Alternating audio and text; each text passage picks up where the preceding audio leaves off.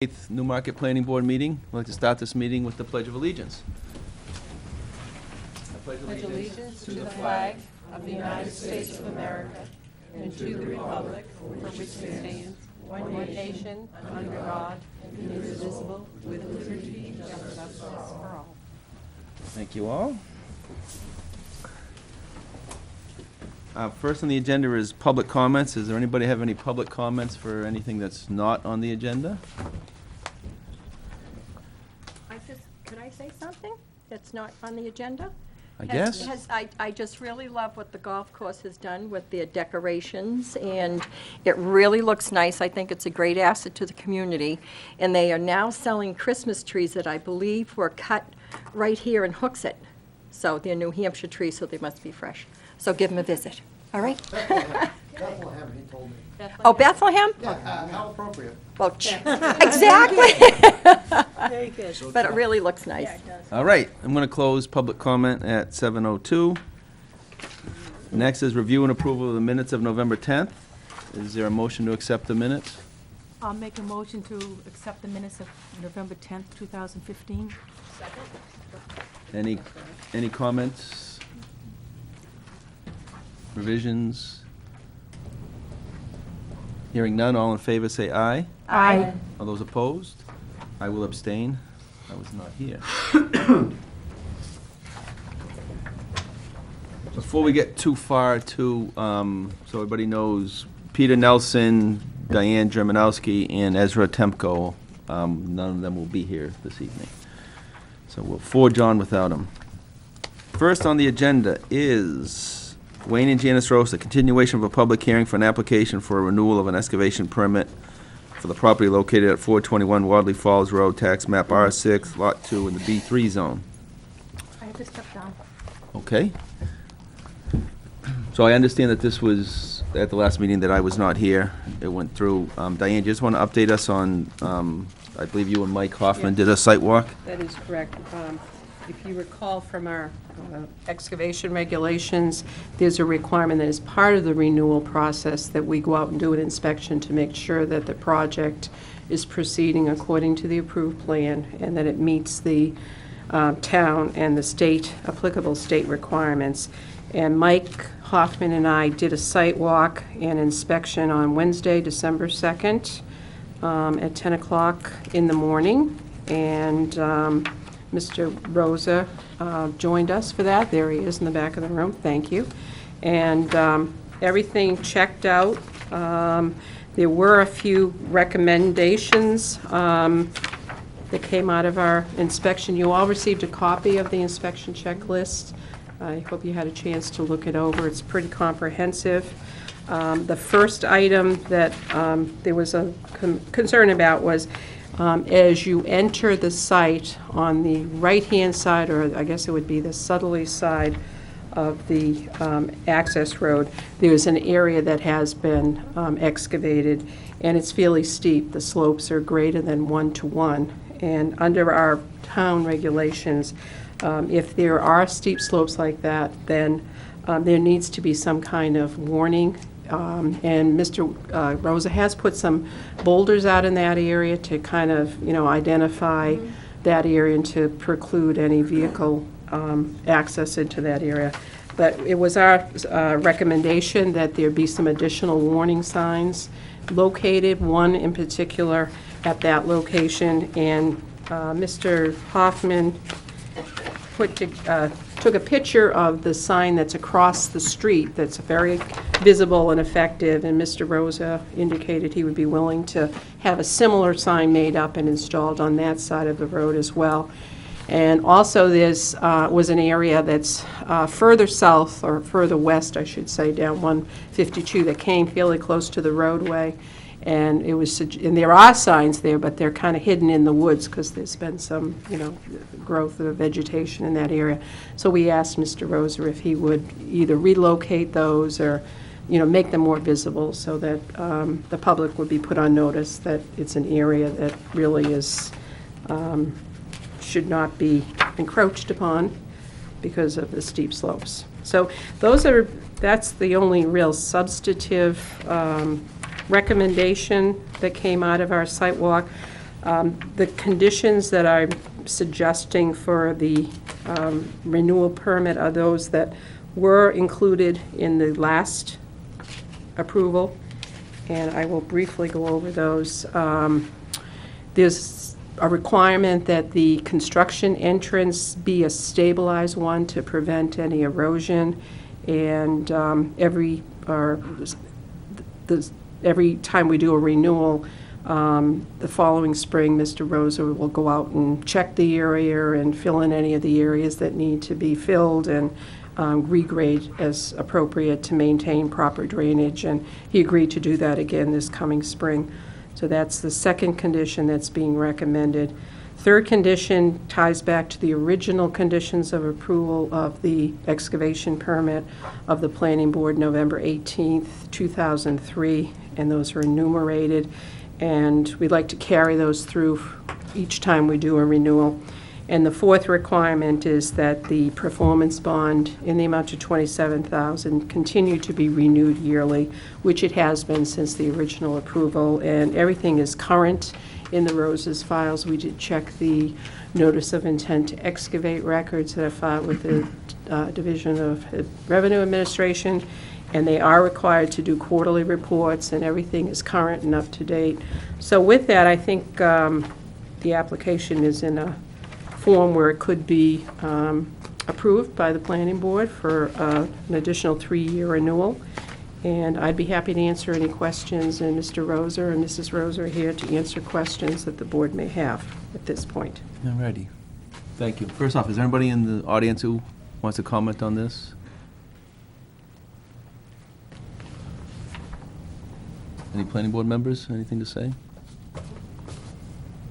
All right, I will close the public hearing then, and then entertain a motion.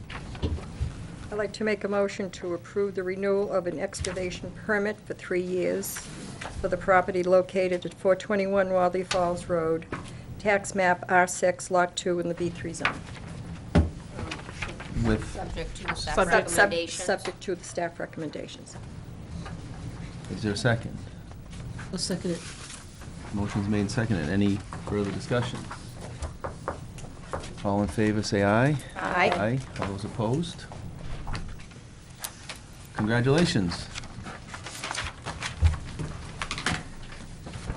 Who was next? I keep losing mine.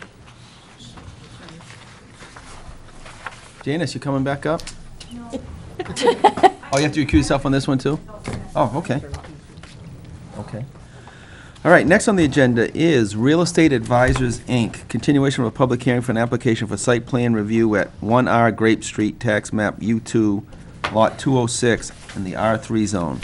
Proposal is to add a 4-unit condominium building with related parking to the property. Is, I need to recuse myself. okay, We're dwindling. we are. Is the applicant here or representatives?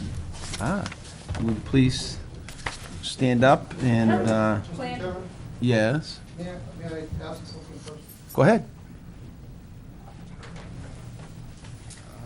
My name is Robert Madej, and I am an abutter to the property. I have received copies that were submitted to the town of the proposal, and I have also have the planning board application review checklist. And I see that there are still a couple items on the checklist that have yet to be completed. Is that still true? That is correct. That's what we talk about first. Right, We and- So- talk about whether we're going to accept the application Right, first. and I Okay. did have a meeting with Mr. Cheney and his able assistant, and we went through all those conditions, and it's my understanding that they're in agreement with coming forward with the additional information. There was a question on the applicability of ADA, and that's going to be researched as part of our technical review of the application. Because some of the items were not available for public review at the time. I'd still like to review those, have some time to take a look at them. I wanted to ask for a Oh, you'll have time. continuation. You'll have time. There's no, you can't ask for continuation.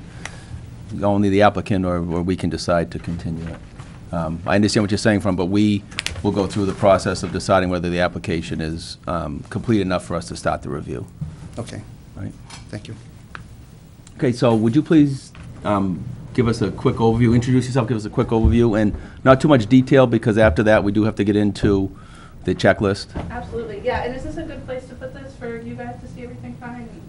It's fine for me. If anybody from out there wants to see it, feel free to Yeah, and we can turn it walk around around or afterwards. whatever. Might want to, Yeah. yeah, face it that way. Great. My name's Alex Schluter. I'm a representative of Real Estate Advisors. I'm also a longtime resident of Newmarket. I grew up here, went to school here, and back here starting my life. So we're here today to talk about 1 Grape Street, as you guys said. I'm going to show it to you guys here on this plan. This is the lot is highlighted. It might be hard to see from that distance. It's right off of Grape Street. You can see the lot enlarged here. It's actually 2 separate lots that we have here. And you can see the plan that we have. I'm in an awkward position to show it to you here, but it's going to be 4 townhouse units. As you can see on the plan here, we're here because we got a variance from the zoning board to be able to do the 4 units. There's ample parking and access here, so there's 2 units of parking for each unit of housing, and then 4 guest spots over here. There is an existing garage on the property. It's a 6-unit garage used for commercial purposes at this time. As you can see, we've screened the property with trees. This is an existing property that has similar trees. Those were put in 2001. They're 5-foot trees, and they were 4 feet apart. And as you can see, they create a pretty good wall to screen for the abutting properties. Back here, as you can see, this might look a little weird. It's a rain garden. It helps to drain water off the property. Okay, I think that's probably about good for now.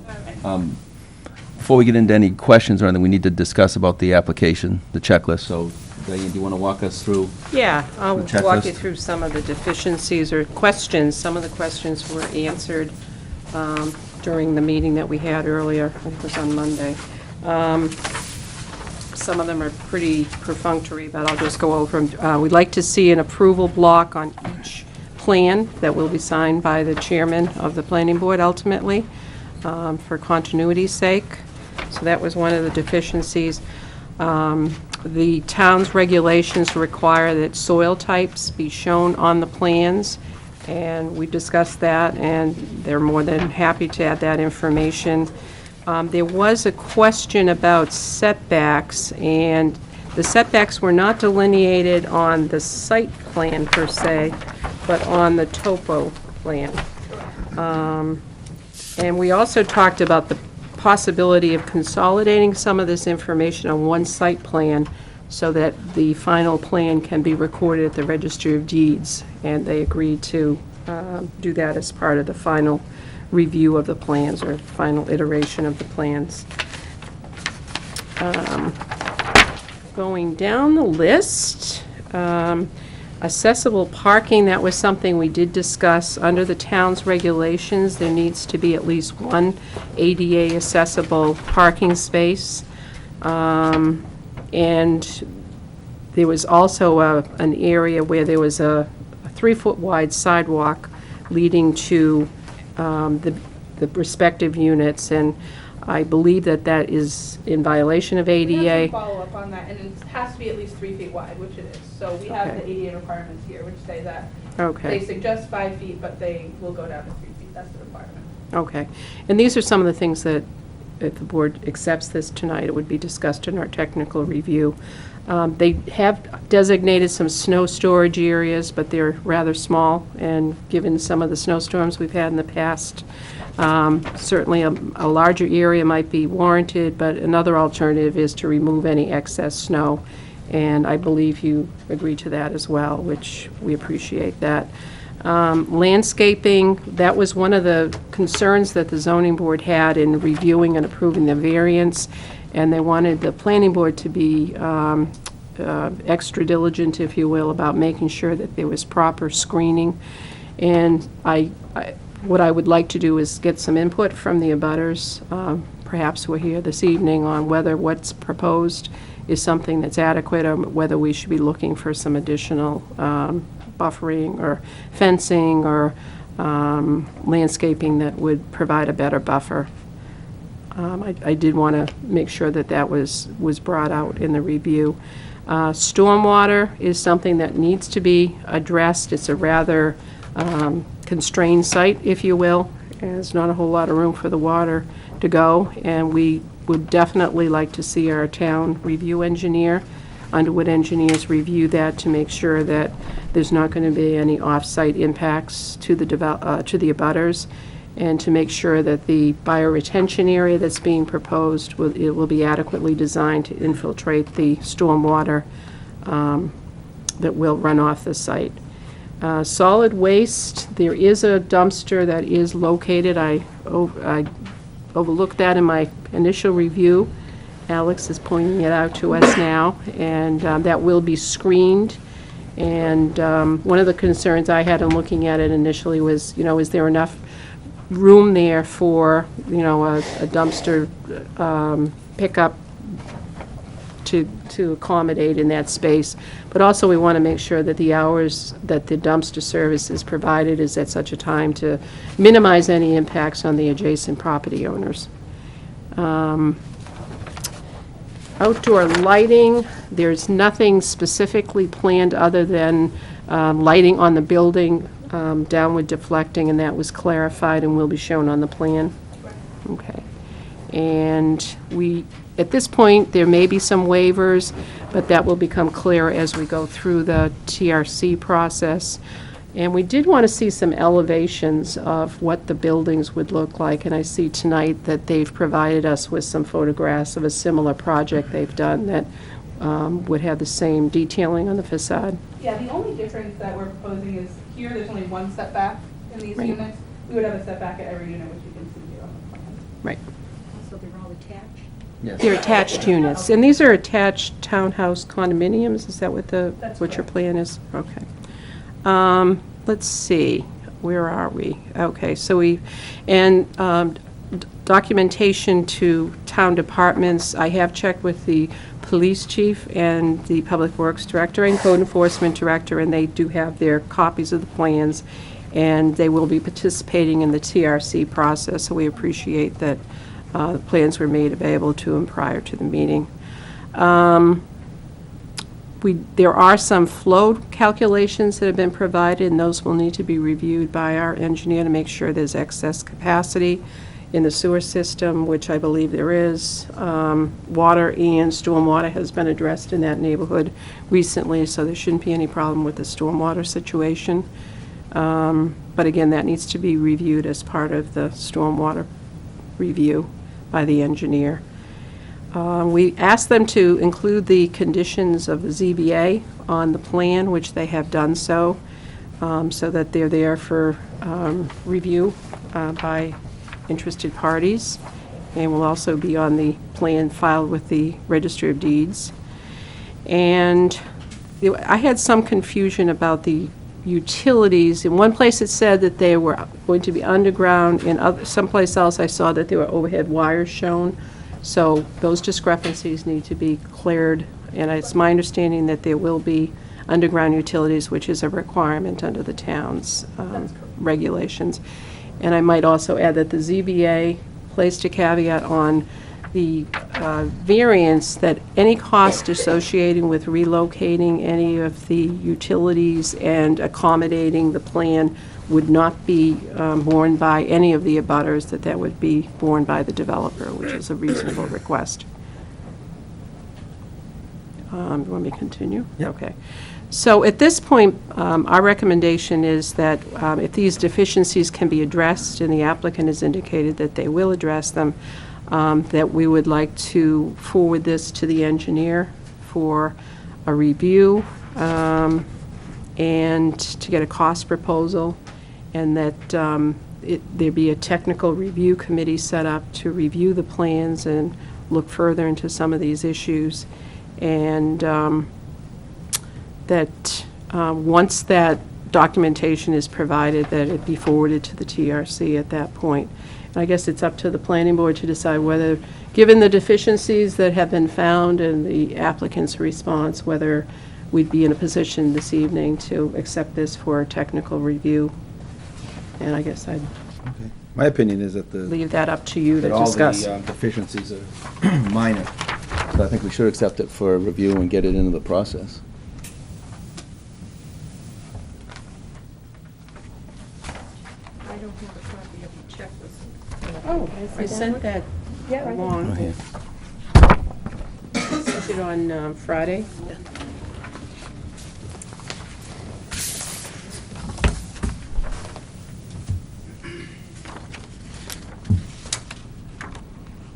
Can we say maybe a little bit more about the snow storage?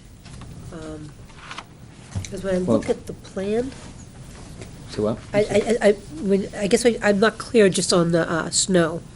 I think I heard you say that there wasn't enough room and that they had agreed that they would remove the snow, is that right? Well, I I can wasn't- address that if you'd like. yeah. I just Hold clear. on, we really want to, I yeah, was go just ahead, flagging just that, quickly. just that it needs to be evaluated. Okay, that's There's what, not a whole lot of land area for the snow. okay, that's what I want to make sure I understood Right. what she said, that's all. Right. Right, They that's, sh- that's usually worked out through the TRC, the details. Understood, yeah, but I just want to make sure I understood before I Okay. voted, yeah. I had a question about the telephone poles. I know, according to the ZBA, that the abutters shouldn't incur any expense for moving them, but when they are moved, will it cause any type of visual?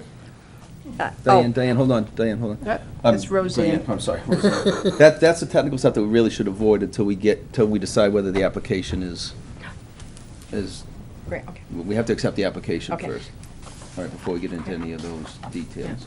And there's gonna be plenty of time to talk about all this, just accepting the application just gets the process started. It doesn't cause any harm to anybody. So what's everybody's thoughts? I mean, there's only a few that aren't addressed here, and like you said, that'll be done with the technical review. Yep. I mean, I'm satisfied with that, because these are things that they're gonna have to do in order for us to go forward. Right. So I would be in favor of accepting the application. Do you wanna make a motion? So moved.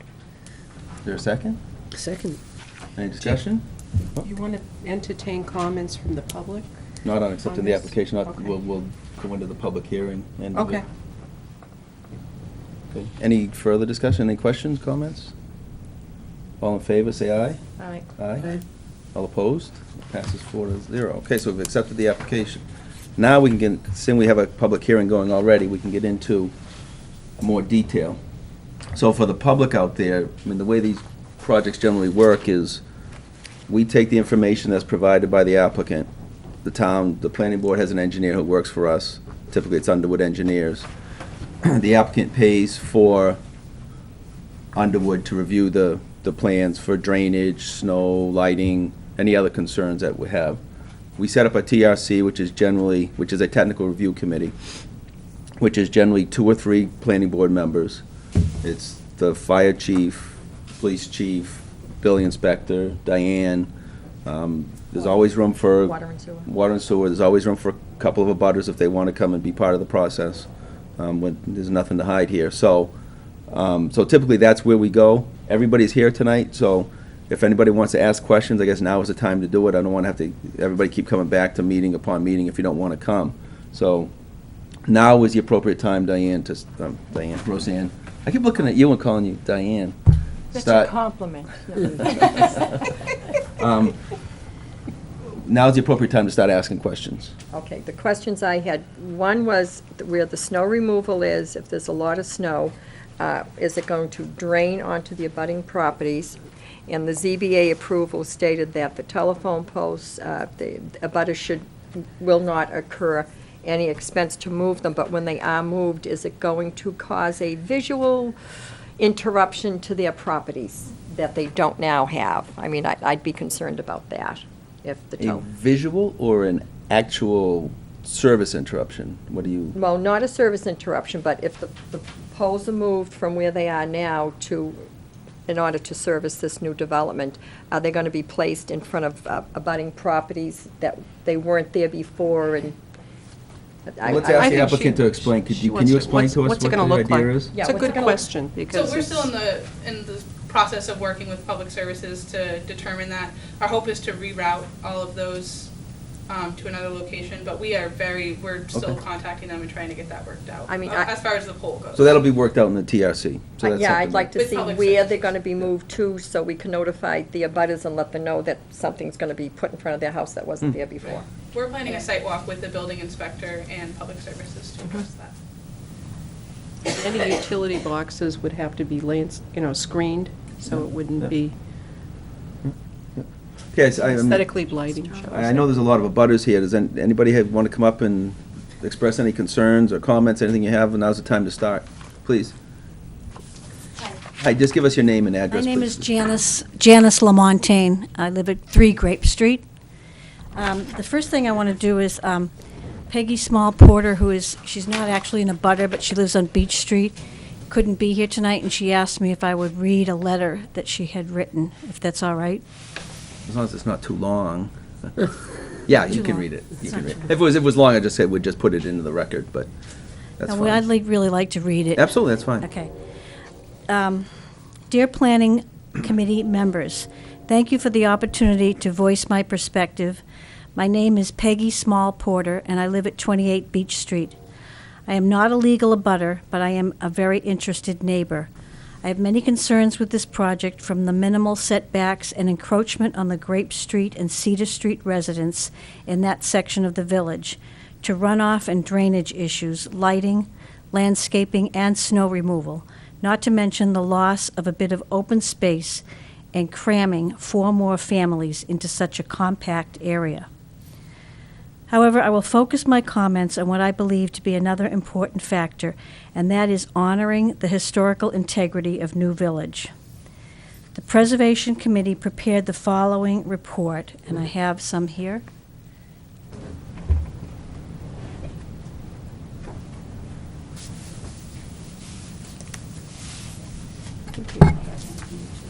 Thank you.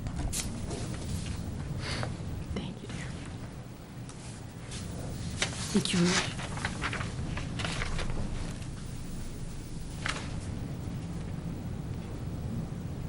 So let me interrupt you for one minute. Let me interrupt you 1 minute for people at home who just saw this get handed out. This is a report done by a company hired by the abutters, Yes. correct? Okay. It's also done by the Preservation Committee. Yes. The New Village neighborhood on the northwest edge of downtown Newmarket is a significant collection of company-owned, multifamily worker housing built in the early 20th century. New Village appears likely to be eligible for the National Register of Historic Places as a historic district, significant in the areas of architecture and community planning and development. It represents trends in Newmarket's industrial history and is an intact example of company housing, an important New England property type. The area conveys on a local level worker housing reforms, basic elements of English garden suburb design, and the eclectic architectural styles applied to early 20th century dwellings. Located just over 1/3 mile from the textile mills, New Village was built by the Newmarket Manufacturing Company in 3 phases between about 1903 and 1918. This coincided with the final period of expansion for the mills, as silk manufacturing was adopted, culminating in construction of the massive Great Weave Shed in 1917. New Village housed silk mill employees and their families in 2 to 4 unit dwellings. The entire area was owned by the Newmarket Manufacturing Company and its successor, the Newmarket Realty Company Corporation, until subdivided in 1941. There are more than 40 houses and 1 multi-bay garage that is the location of a proposed new building site. Although late 20th century dwellings have encroached on the northern perimeter of Cedar and Beach Streets within the early 20th century developed area, no buildings have been lost and none have been added. There are 3 different types of houses: stucco-clad, wood-framed, or brick, representing 3 building campaigns. Most are duplexes with a half-dozen 4-family dwellings and 1 triplex.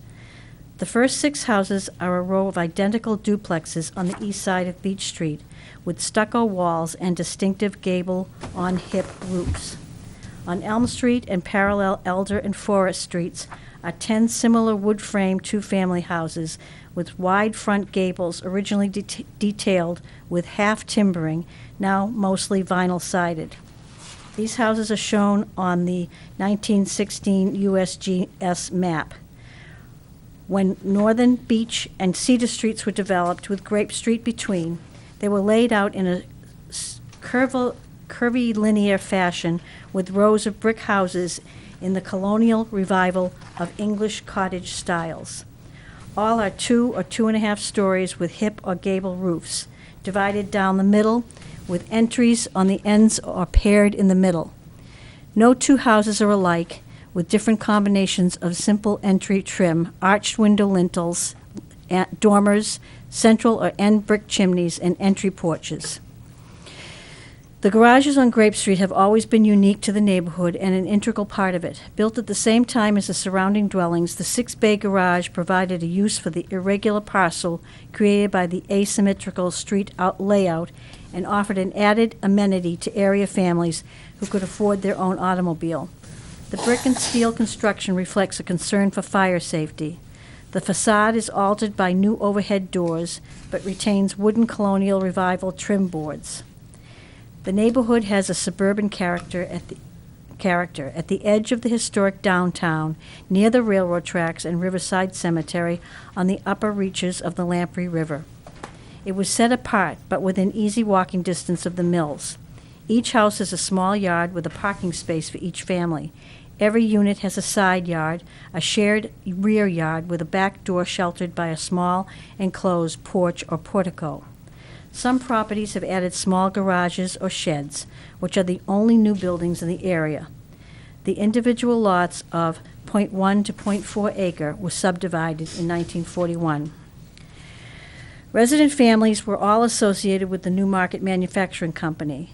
Initially, they worked in the cotton mill and in silk weaving, but the silk mill became the sole employer after the huge new facility opened in 1917 on the corner of Elm and Main Streets. The population censuses indicate that the first two-family houses on Beach Street, built circa 1903 to 05, were occupied by mill management, such as overseers, office manager, paymaster, and superintendent of weaving. The result of the multifamily houses were rented to families headed by weavers, loom fixers, machinists, carpenters, cloth inspectors, etc. Most wives also worked in the mill as weavers, and many sons and daughters aged 17 and up worked as winder, spooler, and spinner. The earliest area residents include some French, Canadian, and English immigrants, or second-generation families from Massachusetts, Rhode Island, or elsewhere in New England. A new immigrant group came to work in the silk mills from Portugal and the Azore Islands. Rents were $11 to $15 a month as of 1930. The final silk weaving era of the Newmarket Manufacturing Company was short-lived. Issues between workers and management caused shutdowns in 1929. According to the census of 1930, area residents were still working in the silk mill in the spring of that year, but the Newmarket mills closed permanently by 1931. The business relocated to Lowell, where a subsidiary silk mill had opened in 1924. The Newmarket property was abandoned, and after a short period of neglect, the houses were sold by the town into private ownership in 1941. New Village is a unique and distinguishable entity in Newmarket. It represents a specific period of construction of multifamily worker housing, which was a major theme there for over a century.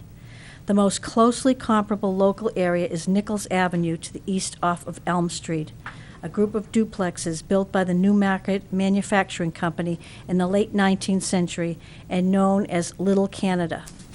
New Village bears similarities to other early 20th century company housing developments, of which Atlantic Heights in Portsmouth, 1917 to 1918, is New Hampshire's best-known example.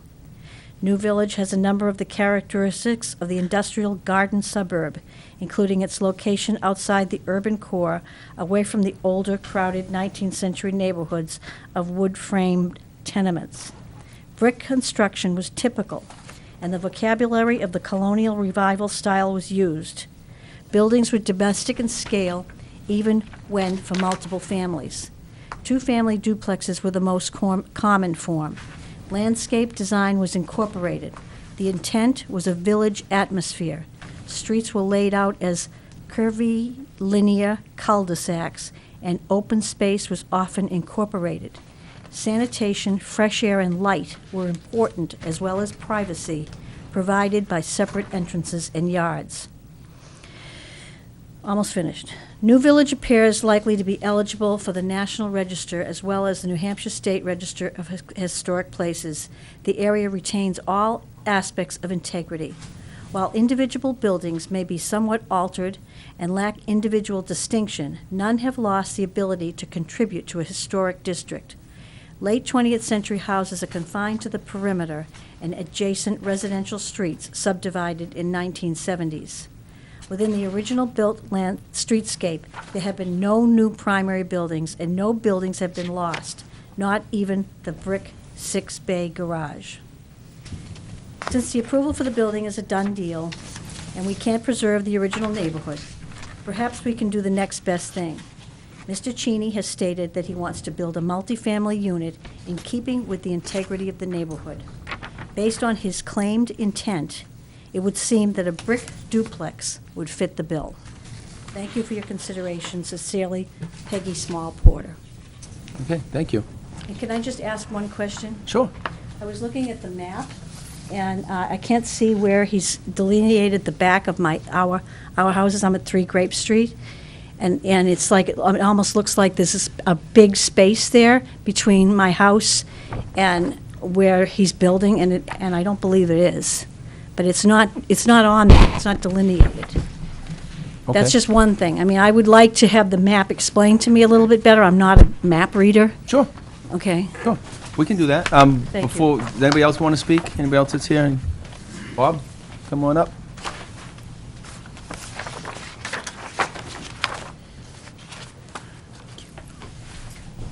Mr. Chairman, board members, again, Bob Madej, and a butter of the property at 7 and 9 Grape Street. My wife and I own the property. We've been looking at the plans ever since the conceptual. We've met with Mr. Cheney on walk-downs of the property and so forth. And Alex, it's nice to see you again. I just wanted to, probably it comes out as reiterating a lot of what Peggy said. We worked with the planning board and talked to them about this also. We tried our best to work with them. Excuse me, did you mean to say ZBA? Yes, Zoning zoning board? board, I'm sorry. So, tonight, I'm here in front of you just to ask for your assistance in the issues that Peggy brought up, and to reiterate that, we're very interested such that the development does not deflate the existing property values for the homeowners in the area around it. And that's, the cramming of excessive units into such a small space, being right on the back of our property lines. That it doesn't distract from the aesthetics of the existing neighborhood, as Peggy had mentioned, the brick construction of the neighborhood. It'd be nice, I understand brick construction is probably pretty expensive. It would be really nice, I think, if Mr. Cheney was able to work in maybe a little bit of maybe a partial front facade of brick on the development or something like that. Just something to work in and maybe make it blend in a little bit with the buildings around it. We're concerned that it doesn't contribute to overcrowding with excessive units on such a small lot size, that it doesn't impact the safety of the residents, and that's including the children. And there are a lot of children on Grape Street and the abutting Beach Street and Cedar Street. With the increase in traffic to a 4-unit development, we haven't seen a formal traffic review that's been done for the property. It's one way into the neighborhood and one way out, and for that, all that traffic's going to go down Grape Street for sure, guaranteed. And Grape Street does have a number of young residents on it. Personally, I'd like to be able to review a study that would be done. We're concerned that it doesn't elevate the noise within the neighborhood, adding that many more people, cars, recreational vehicles that go along with it and all that kind of stuff. That it doesn't impact the groundwater drainage, and that we can control the runoff from this property. The area right now, from my experience of trying to plant shrubs and stuff, it's a lot of clay, and the clay does not drain. I think you've asked that you have a soils review performed for your evaluation. You asked Not for soils to That be they depicted. put soils data on the plan. Yeah, It's not a soil review, per okay. se. So, water does not tend to percolate well in that area, and it runs into our basements. And if you ask anybody on those streets, we all have sump pumps. And when the town recently went through and developed or replaced the water lines or sewer lines and the drainage system, they very nicely put catch basins out that the neighborhood could tie into. And I've tied my sump pump into it, and I think some of the other residents have also done the same thing. So water is a big issue in that area, and I really think a drainage plan for the property really needs to be looked at closely.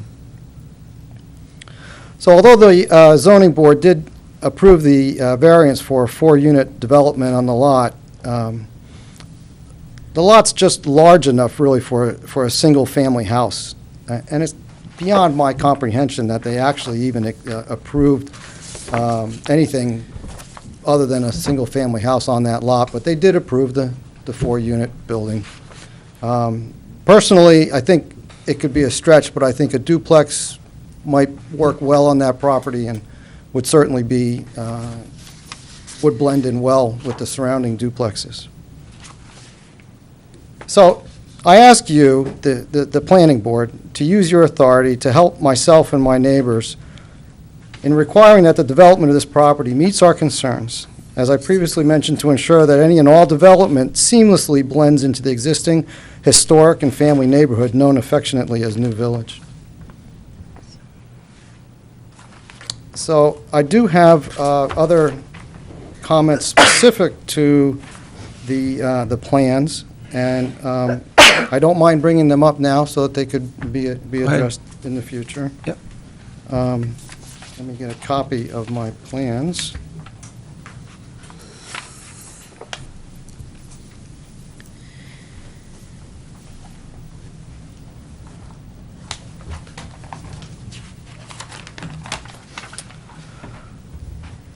So on sheet 1 of the plan, it's a very busy drawing, shows most of the layout and so forth. One thing I did note, that at the back of Janice's property, Janice, what's your house number? 3. At 3 Grape Street, there's a catch basin noted as catch basin, I think it's 1050. 1050. That is a catch basin at that point, and I'll point it out on the property over here.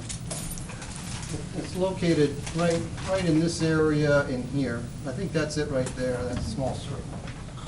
Is that not a, that's not a basin, is that? That's a telephone pole, isn't it? There is, okay, so the town has placed a catch basin adjacent to the road here. Right at the back of Janice's property is a grading in the ground. And that's all I'll say for it right now. Okay. And what I believe it is it's an old drainage system for the neighborhood that runs across my property at 7-9 and onward. I think it traverses in this direction and probably drains into the wetlands that's off in the distance. A number of years ago, prior to the town doing all this drainage work in the neighborhood, I had inquired about tying into that drain line because I could see the basin in Janice's property, and then in my neighbor's property, just the other side, is another catch basin. Kind of, 2 dots define a line, right? Makes sense to me, it's going under my property. I wanted to tie into it and tie my sump pump and my gutters into it. At that time, the town, when I went to the town, they said, we have no record of that drain line. We can't, you know, say you can tie into it, because we don't know where it goes, we don't know what it consists of, on and on and on. So if that's to be used in the plan at all, I don't think it should be. It's not a known system at this time, so. that's Hey, let me just- stop right there. I don't think It's not it's not being, going to be used. Is it being abandoned? Is it being touched at all? Not We yet. have no, yeah, we're using. have no it- record? it says to be cleaned out and repaired if needed for proper function. From And that's here- shown on the drainage plan. Okay. From here up, we'll go into our rain garden, the bioretention center, and from here down, we'll fall into this basin here. All right, well, Alex, thanks for pointing it out, because that was another one of my concerns. Yeah, sure. The total area that I quickly calculated for the parking lot is somewhere in the order of, well, I've got it. I went down to calculate a 1,000. number of, your engineer's going to look at that Yes. anyway. So, I think it's on the plan. yeah, so I was concerned that I think originally, when the plans were submitted, it was all sloped to run out to Grape Street. And that's a lot of water coming down the street at that point. So and I have not yet seen it on the plans, a drain in the middle of that parking lot to take the water away, to deflect it back It to can be that. redirected. There's a swale here that will redirect any rainfall or water that comes down the property, and it'll direct it into the bioretention center. Well, okay, I'll, There is a drainage study that they've submitted that you're welcome to look at here in the town hall.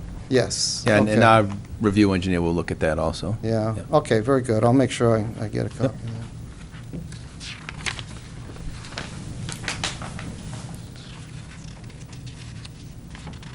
I had noted the small area for snow storage, as you also have, and wanted to make sure that was addressed.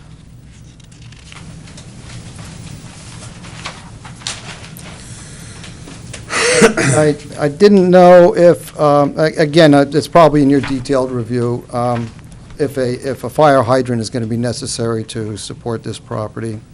That's up to the fire chief. That's up to the fire chief Typically in his not, review. because, It's existing. Got water and. right, exactly. But that's something that will happen through the TRC. Will be I- resolved. I don't know in how many other places it's mentioned, but certainly on page 4 of 5 on the plans that I have, there's numerous references to the town of Exeter for their standards. And I don't think we need to get into the town of Exeter's business for this property. So that should be corrected.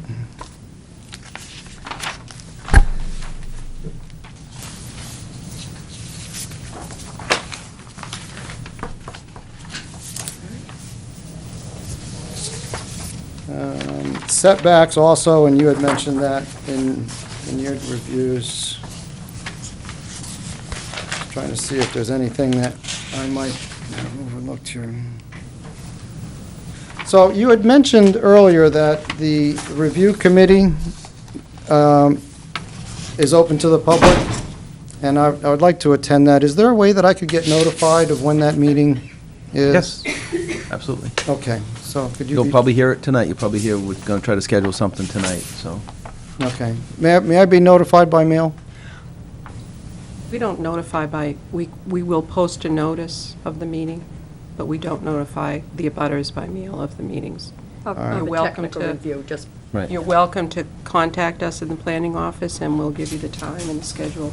All right. You're more than welcome, but we can't send out notices for each and every technical review meeting. All right, very good. Another item that we were concerned about, in our discussions with Mr. Cheney, he was talking about the property use, and we were concerned of many aspects, and he had said it would be owner-occupied, and therefore the owners would take value in their property and would not get run down and wouldn't necessarily be abused in any way. I know That's you not part of can't, our I know you purview. can't do that, but I asked the question, to do something like that would require some kind of an agreement with the owners, some kind of, It's a condominium association. an basically. association. Yes. Is that something that you guys review, those commitments? If there's going to be a condominium form of ownership, and the planning board would get involved in the review of that, because under our regulations, a condominium is a subdivision, and the planning board will look at those plans. And typically, the water and sewer department will look at it to make sure that there are separate meters for water and sewer service. But we have, in the past, reviewed condominium documents, and also had them reviewed by our legal counsel. Yeah, they generally- That was a condition of approval. They generally reviewed by legal, they're a legal document that is way beyond our ability to. I mean, and Comprehend. also, I mean, a condo association can change their rules and bylaws as Absolutely. well. So we could, listen and read, and it could say today, it has to be owner occupied, but the association could change that, correct? Right, and we don't get involved in. That's my point, though. We don't get Yeah. involved in whether it's owner occupied or not. But I think that's my point. Yeah. We can look at it today, but a month after we look at it, the association could vote to change Could that. vote to change it. Yeah. Yeah, if it goes like the bylaws in my neighborhood, it's very hard to get a consensus Yeah. to do that. But, I'd like to also be able to look at that when that is submitted. I would believe it would be, because there's common property, there's going to have to be common property insurance held. Obviously, there's common property maintenance that needs to be. Yeah, that's usually not done until the very end. They're not going to spend the money doing condominium documents until any potential changes are worked out, or they get an approval, or whatever. So that's a document you'll be able to see. When it's submitted to us, you'll be able to see it, but, Okay. it'll be towards the end of the process. All right, very good. Protective covenants that's what I was thinking was the terminology. All right, very good. All right, thank you for your Okay, time. Thank you, Bob. Anybody else? Come on up, sir. Good evening. I'm Peter Menigan. My wife is the owner of the property at 20 Beach Street, which is an abutting property. I just wanted to express concern on one particular point. With the 4 units and the accompanying extensive proposed paved area, the area remaining that can be described or regarded as permeable is pretty limited. And the previous speaker spoke at some length about concerns about groundwater and runoff and the like, and about our common experience of water in basements.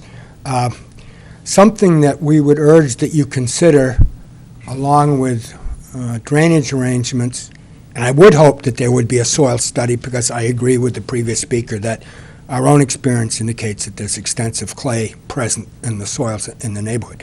But the original plan reflects the presence of a number of large deciduous trees.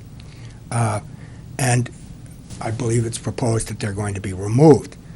In assessing the situation in terms of groundwater and how it is dealt with, any competent and comprehensive study should take into account the water that, to the present, well, I believe one of those trees is dead, but there are several others that are not. They consume a lot of water.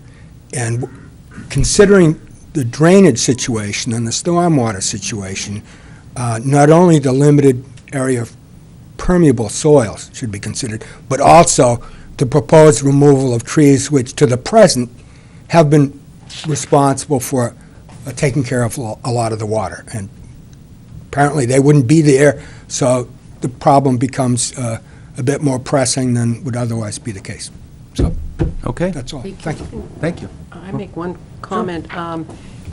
With the bioretention area that's being proposed, typically our town engineer will require that there be test pits of that area Great. to assure that the soil medium, if you will, is such that it will allow for infiltration of any stormwater.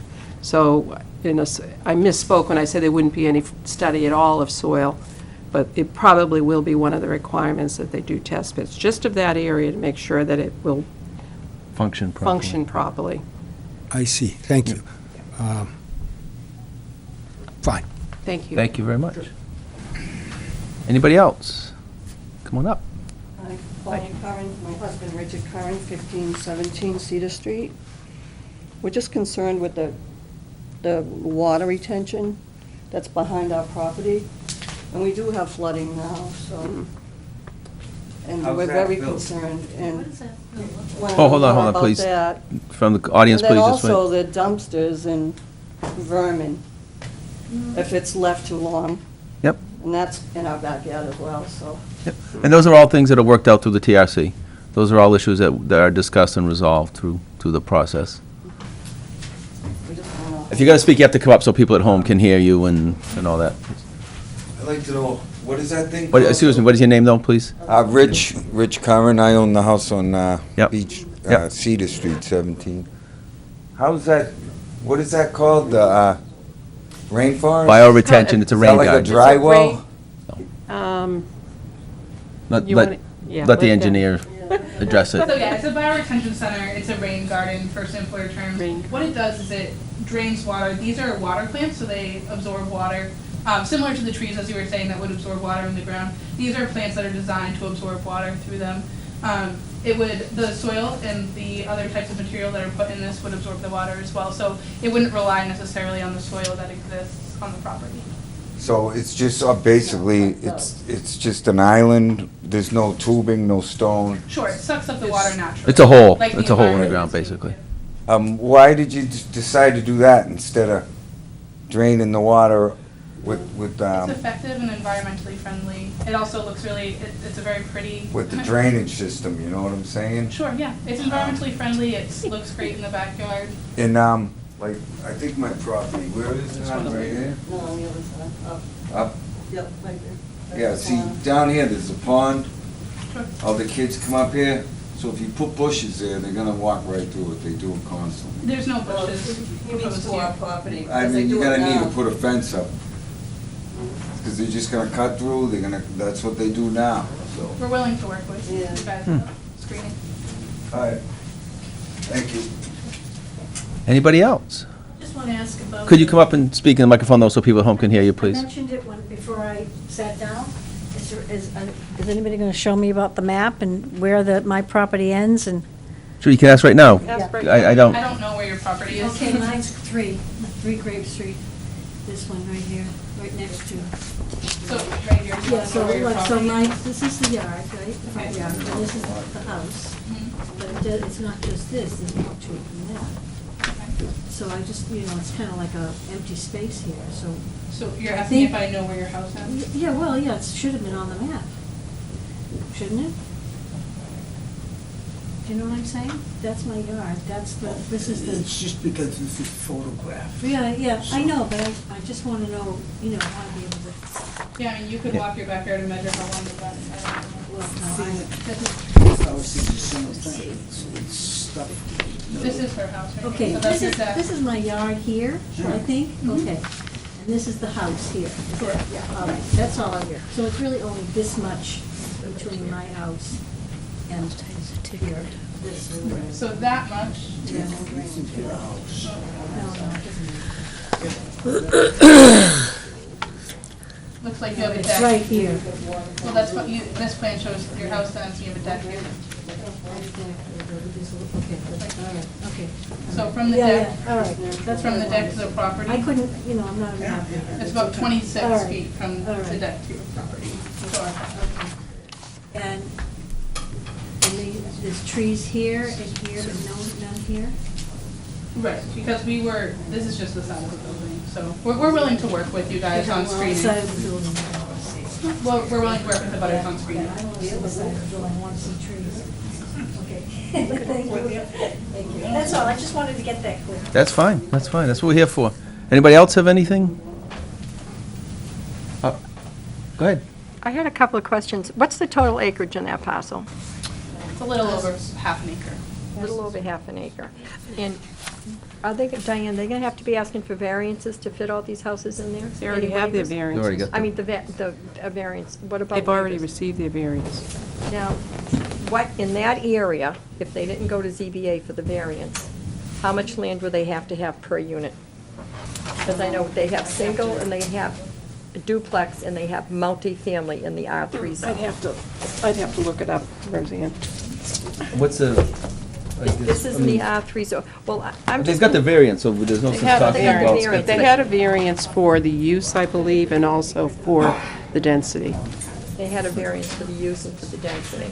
Okay, but Which I would, Hold on, I can tell you what the density requirement is.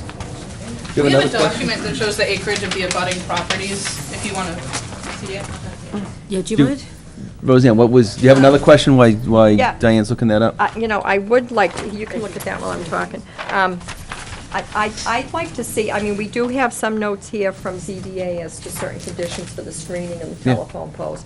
I'd like to see, as a planning board member, I would like to see the minutes to the ZBA, and I would like to also be able to come in and view the recordings of those ZBA meetings to see what the contractor discussed that brought the ZBA to the point that they approved this. You should be able to get all that from All the of that decision. is right We online. should- And we should all get the It's decision. all online, Yeah? on the town's website, Okay, the and ZBA. the Yeah. notice of decision we can make available to Yeah. you. Okay. And, the whole file is available for you to Yeah, look at. what was the Roseanne. date of the zoning Hang board on. meeting? Do you remember the date of the Oh, my ZBA meeting? goodness. No, I mean, Um, so it I would be the don't- last one, right, the most current No, one? No. it was several months ago. Okay, we just have to, because we I'd have to have look to at. give you the dates. Well, that's something we'll have Diane That'd be great. get out I to have us. the decision, and I think I gave it back to Mr. Cheney. Does anybody in the audience have any more questions for tonight? I just want to. Any planning board members have any technical questions or anything why the applicant and his engineer is here? Yes. Sorry, 15, That's fine. 17-seater again. Just wondering, a couple of times there's been a utility moved, and they've taken down our fence, putting it back up. You know, we bought the property to retire in, right Yeah. now we do rent it out. Yeah. And, we're rethinking that now, because that's gonna be our view, I'm sorry.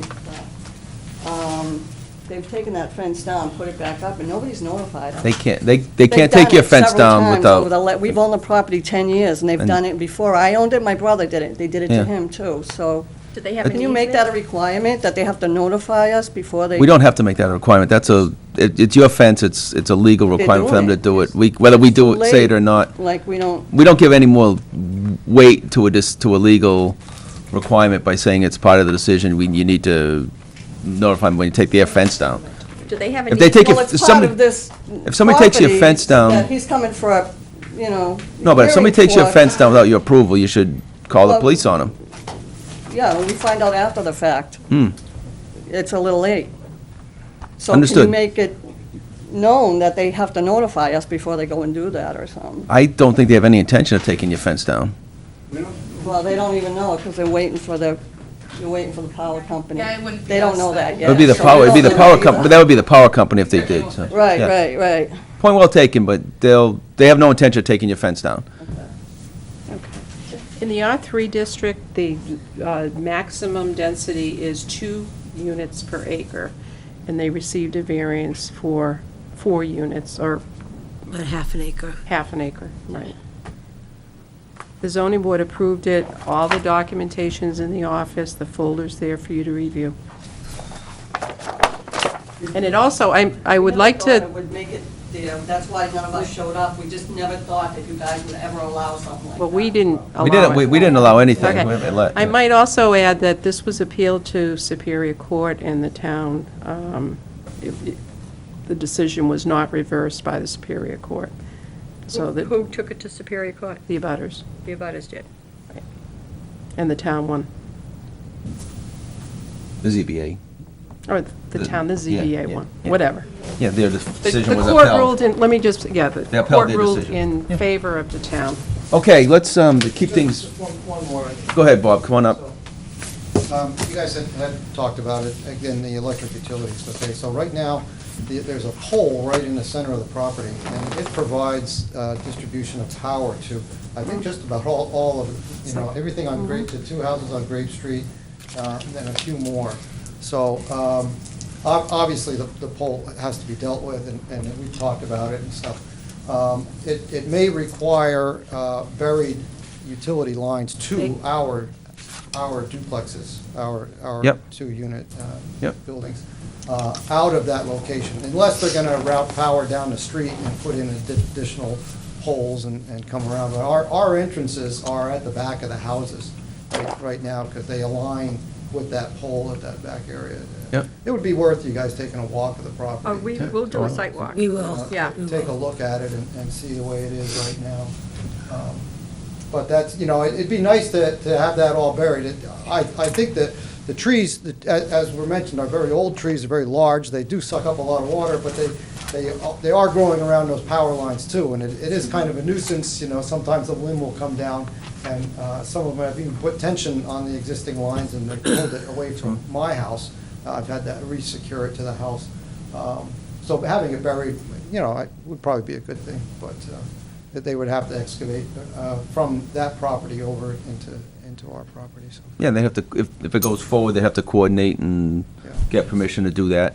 And that's public service? Correct, I assume, yeah. I do have the date that the zoning board ruled on this. It was October 20th, 2014. 14? 2014.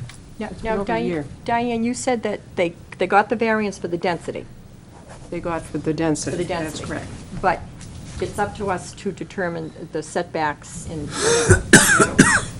No, they got No, they do meet the setback requirements They do. for that district. Right up And- to the setback.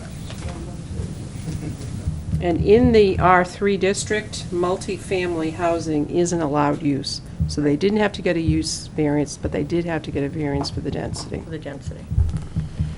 And I have the notice of decision here if you'd like to look at it. Yeah. Do you have? Alrighty, Can I keep that? All right, so who wants to be on the TRC? Me. I don't know. Be here. I'll tentatively be on it, I guess. Have three of us? Okay. I'll have to let you, we'll have to figure out what the schedule is. so. Roseanne, and who else? Jane? Yep. You want to schedule a meet, or Do we wanna- hone in on a couple of dates Do anyway? we want to schedule a meeting, try to, I'd like to does do everybody it have their calendars, Yep. or? before Christmas Right if we here. could. And Town Hall is closed on the 24th.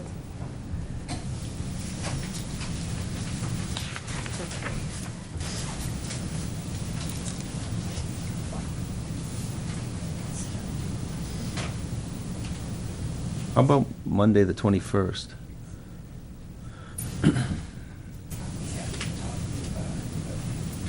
Well, actually, do we have, I have to coordinate with the Underwood, right? department heads And and the also department the heads. Underwood. are both of you available on the 21st of December, which is a Monday? Yeah. If the department heads and, What time, though? We usually like to do it in the Oh, the morning. 21st December, yeah, I'm all set. 10 o'clock or 11 o'clock. Anytime. Jane? And- Jane? Yeah, sorry, I'm just looking. Yep. 21st? Yeah, I could do the 21st. All right, so let's Okay. tentatively say the 21st at 10 o'clock. That's dependent on police chief, fire chief, other people being available, Underwood engineers being available. So Bob, it's the 21st at 10 o'clock. It's here? Here. That's a regular working day. That's right. Yep, me too. So, I can't make that. I can make it. We're dealing with department heads, the police chief, the public works director, the town engineer, and the meetings are during the day for us. Yeah, Bob, I feel your pain. I'll be taking a day off from work to do it.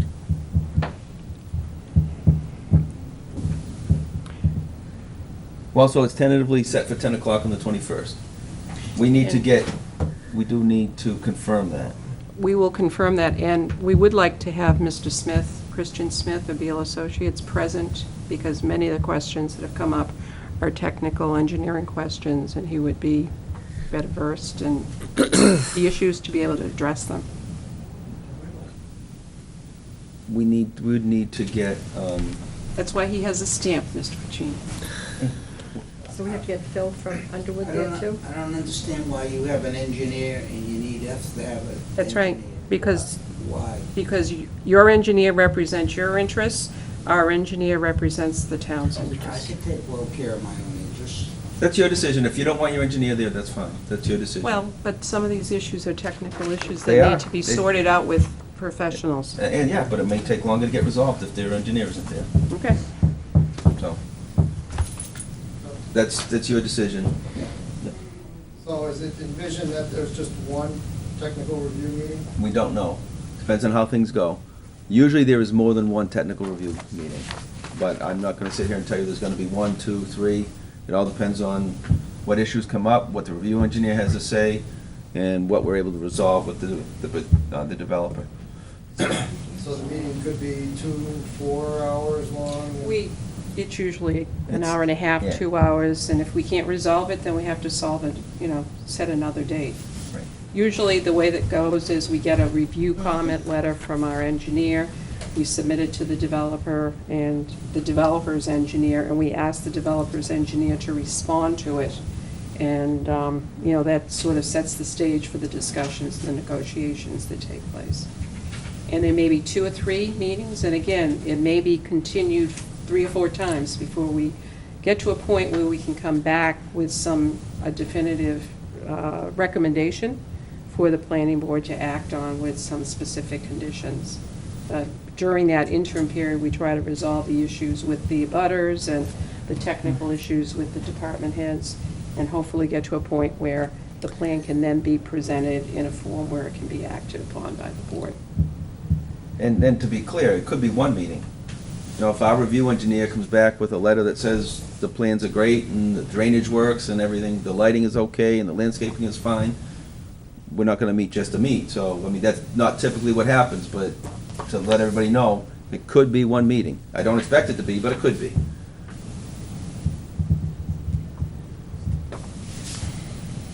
Could I ask, I know that Val Sheldon had to step down and Janice Rose had stepped down for this project, and I'd like to know why they stepped down?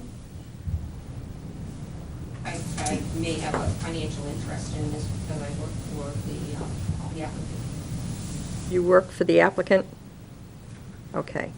And Janice, why did you step down? I stepped down because sometimes Mr. Cheney hires my husband for work. Okay. All right. He may hire him on this job, he may not, so I'm stepping down in case he does. To be safe. Okay. I just wanted to know why they stepped down. Okay. All righty. So we're good for the 21st tentatively. Tentatively. And we're gonna get a package to Underwood Engineers in the next few days? so I that- have it to be delivered tomorrow for them. Okay. Okay, and they will be reviewing the drainage Yep. calculations as well as the plans. Yep. So with that, I would like a motion to continue to our next meeting. January 8th? 12th, sorry. Oh, wait a minute, is that this? January 12th. January 12th is, there might be It's the 19th. it's the 19th. The 19th. Because of the holiday, we don't. Yeah, yeah, it's the The 19th. 19th Our, then? before everybody leaves, hold on one second. The next meeting looks like it's gonna be January 19th. Right, but please, I was gonna tell you I couldn't make the next meeting, but now I can. Okay. look at the website to make sure of that, though, because we usually meet the second Tuesday, which would be the 12th, but because of the holiday, It we is push listed it as back. the 19th. It is, okay. Right. So it is the 19th. So, a motion to continue? I'd like to make a motion to continue the application from Major Site Plan Review requested by Real Estate Advisors, Inc. on Grape Street, Tax Map U2, Lot 206 and 206-1 in the R3 zone to January 19th. 18th, 19th. 19th, 2016. I'll Is there second a that. second? Any discussion? All in favor, say aye. Aye. Aye. All those opposed? The ayes have it. Thank you all. Thank all the abutters that were here also. I'm just gonna run to the ladies' room and be right back. Oh, okay. Thank you. Thank you. Thank you for Thank you. coming. Thank you. All righty, next on the agenda is Cheney Property Management, continuation of a public hearing for an application for a site plan and special use permit at 52, 54, and 56 Exeter Road, tax map U4, lots 12, 13, and 14 in the M2A zone. The proposal is to remove 3 existing buildings and construct a two-story, 27,000 square foot mixed-use building with commercial on the first floor and residential on the second floor.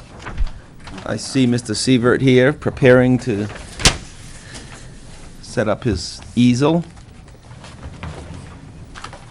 This is,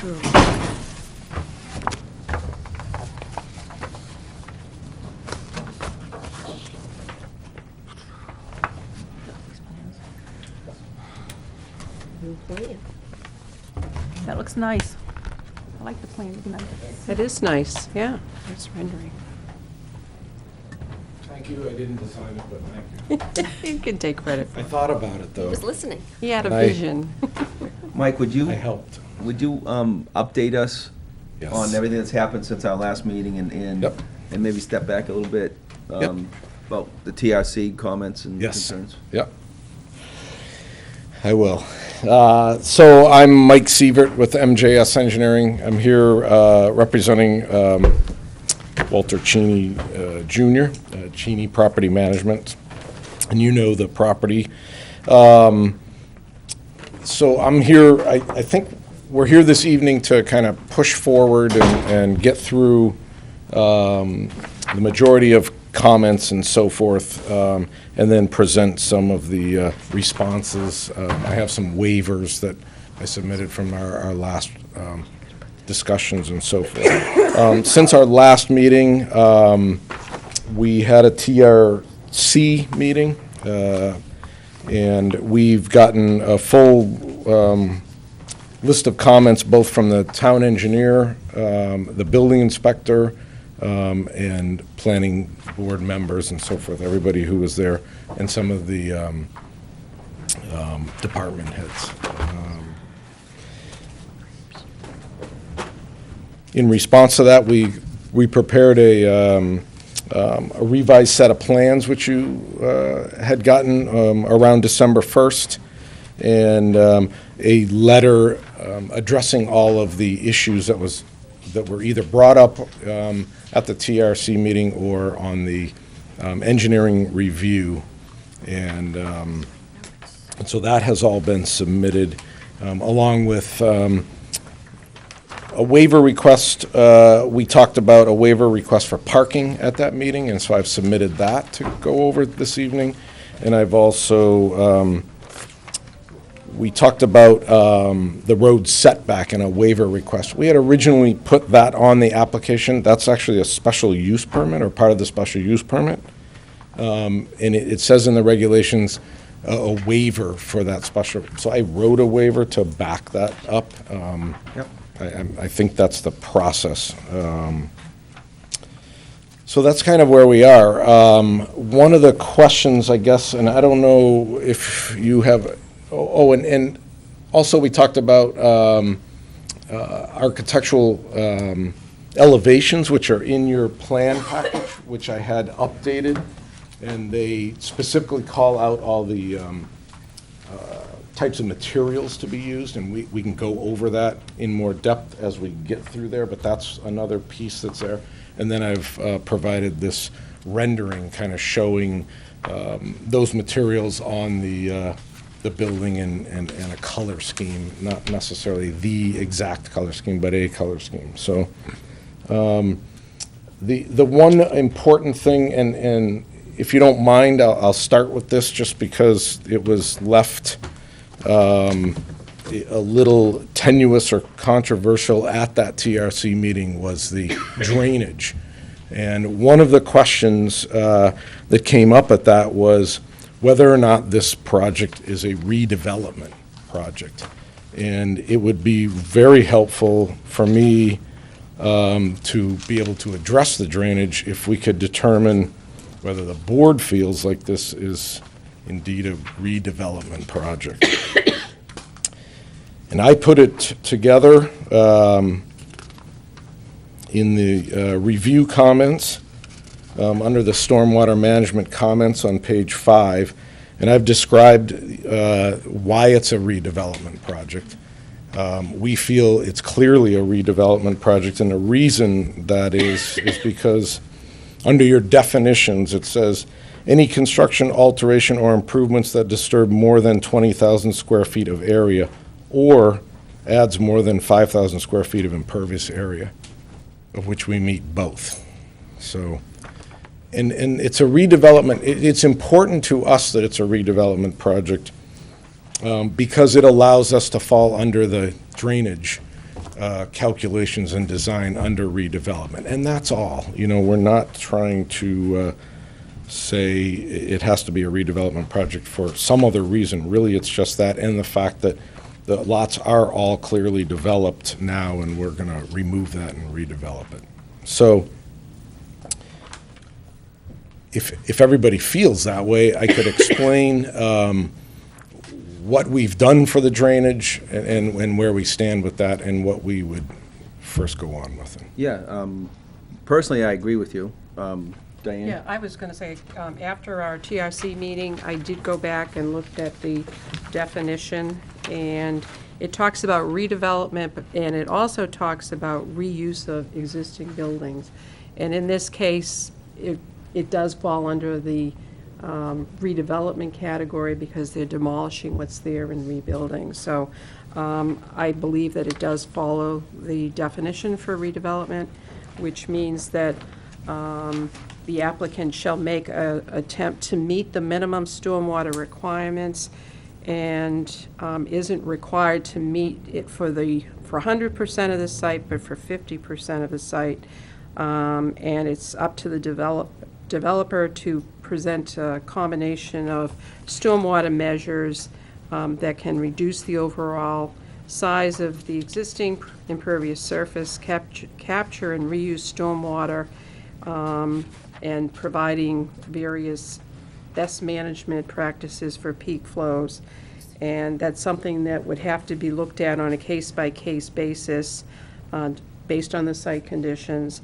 So what I would recommend is that if we have concurrence here among the board members, that we move forward using that definition and that we have another technical review committee meeting so that we can hone in on getting it to a point where it can be approved under these regulations. Does that make sense?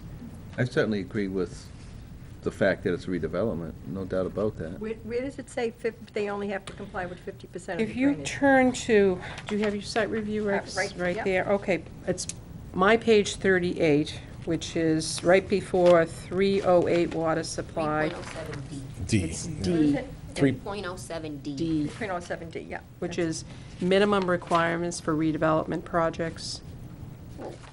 Are you looking for input? Yes. I would concur that I think this is that this project meets the definition of our regulations pertaining to a redevelopment project, and that you would be subject to 3.07D and this board's interpretation of that requirement. Yep. Any other board members? I think so. No, I'm fine. At our last TRC meeting, Phil the engineer from Underwood. stated that under the conditions now with all the non-pervious that was there, that he would not and could not, because of the flooding in the bowl and all that he could not and would not sign off on this project. So, Without some changes, and Well, I think the question right now they're trying to get an answer on is, Yes. is the planning board determining that this is a redevelopment project? but my question is, if the engineer that we hired, the town hired, does not sign off on the project, does it null and void, that we cannot approve it? No.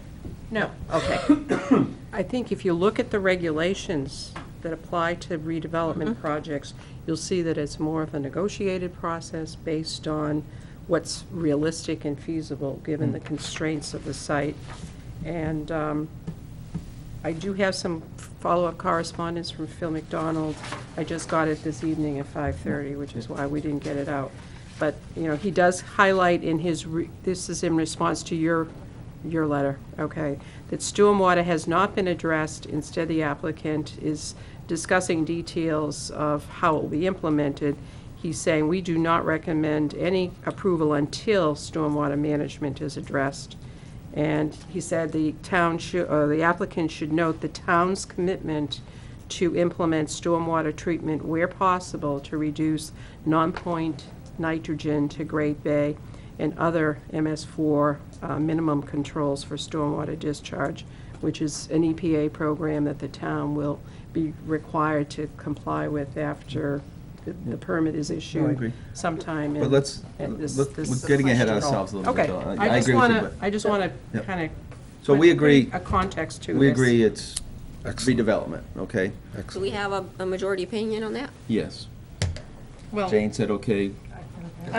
and Dale is fine. Okay. I don't know if I do, because I'm wondering when they came before us before, what their papers said in regards to what it was, if they considered it in the beginning a redevelopment. That's the material, is it?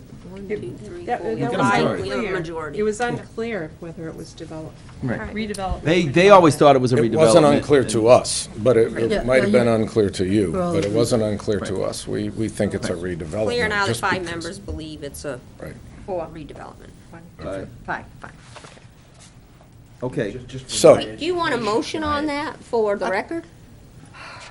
sure. Just for my education, is there, I mean, there was 3 properties there, and it was turned into one larger property.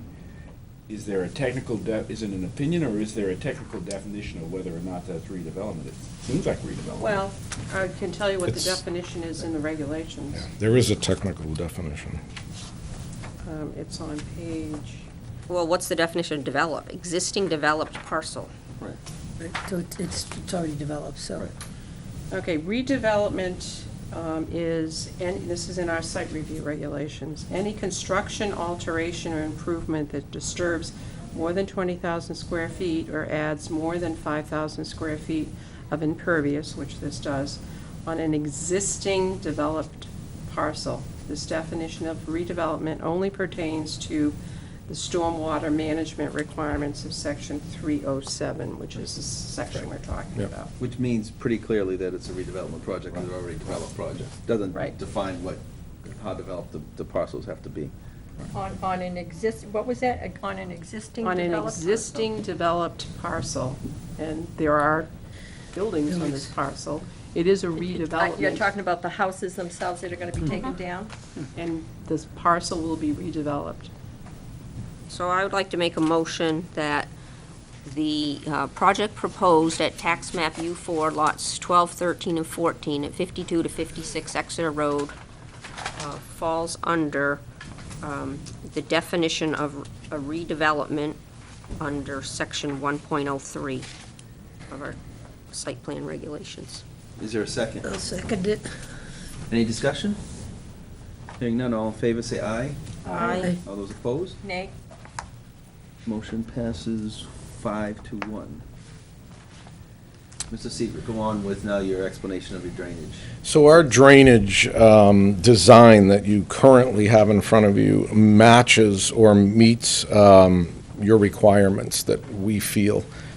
Not to say that we're not going to work a little bit further to increase other stuff, which is what I put in the letter, that we would work with Phil a little bit further, or the board. But I did come back with a little bit more information.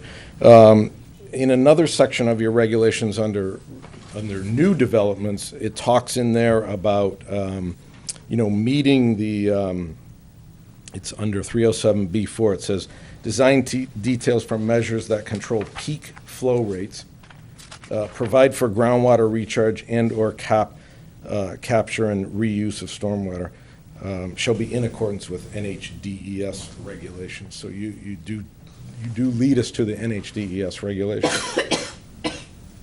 On this site, it's so small that we don't have to meet the NHDES regulations.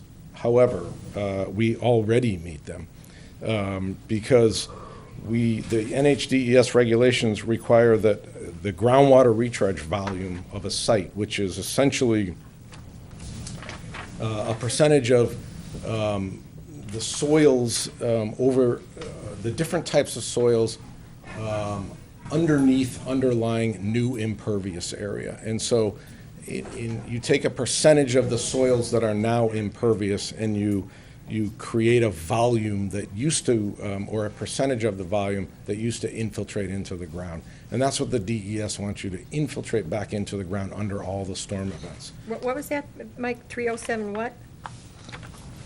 D4, I think. D4. D4. Okay, I wasn't sure if it was B or B. Baby. B, B4, okay. So in this development right here, we've calculated our groundwater recharge volume just to prove this. Not that we were doing this for the DES requirements, but we calculated that to be about 500 cubic feet of water that would be infiltrated back into the ground in all storms. Currently, Mike, can I interrupt you for 1 sec? Yeah. For people on the board and people at home, that is roughly 70 gallons of water. Yep. Right. Yep. Currently, our basin that we have there, which was originally designed as a rain garden and may be changed, I'm not sure yet, that's what we'll talk about, to an infiltration basin, really acting the same way, but just a different type of treatment. Already infiltrates more than that, more than the 500 now, currently, in all the storms.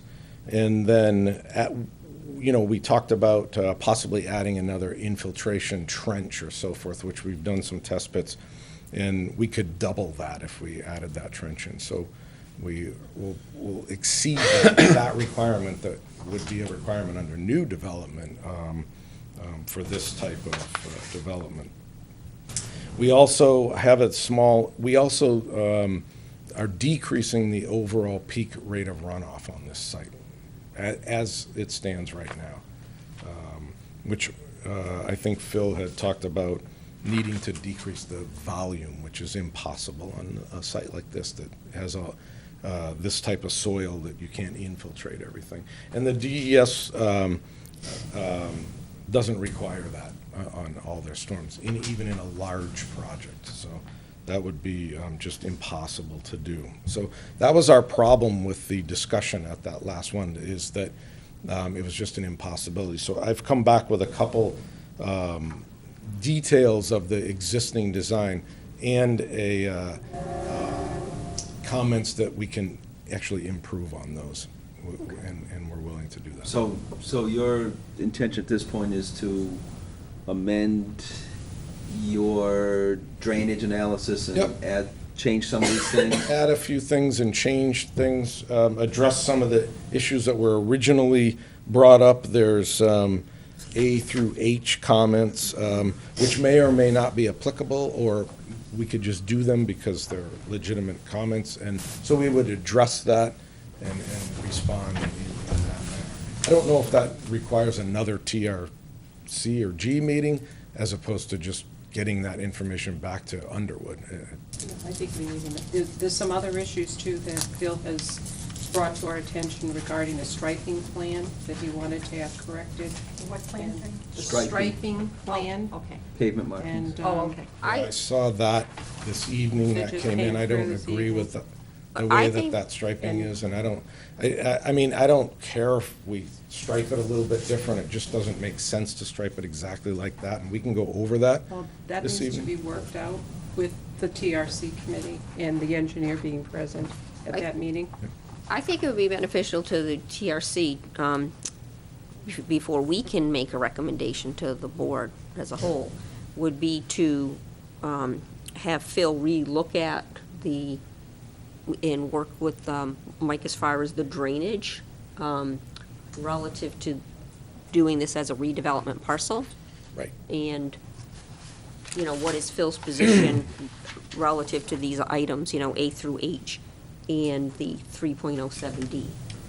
I think that's what he suggested in his email that I saw today, is that before we finalize anything, we would just go over that information. Yeah, and I think you address everything else. I mean, if you want another TRC meeting, then it's fine. I just don't. I would would, recommend concur. another No, TRC. I support Diane with fine, that, as a TRC member, so that we can hash all the technical stuff out and That's then fine. come before the board? Yeah. I think it's really, I think if we go through this letter this evening, you'll find that it's No. really just, We're not going to go through Phil's letter this evening, we just received it. no, you didn't. This is the letter that you received that I Your addressed letter. and got it all Your letter. back. We Yes. just got it. 7 But, days yeah, before. Really, the form to do that is at the Technical Review Committee, because they're a subcommittee of the planning board, and they'll be coming forward with The recommendations. letter I'm speaking of is the letter that I've had for 3 weeks. And I Right, so- submitted everything to you within Right, but 7 the days. planning board doesn't, that's a TRC function. Fine. And we just received it. Well, his review comments to, Right. on that, yes. Yeah, we just received Phil's comments in Right. regards to Mike's letter. Okay. I had a question to you. You haven't We received haven't it, even I received just Phil's received comments. it. She just got it. Yeah. Yeah. A quick question on, with Phil's original letter that we discussed with the TRC dated November 10th on stormwater management, under question 20, Mike, Yes. he said that he felt the impervious is considerable. Did you make changes that would alleviate his concerns about the way the system is designed, that it will increase stormwater volumes downstream to the north to the bowl area?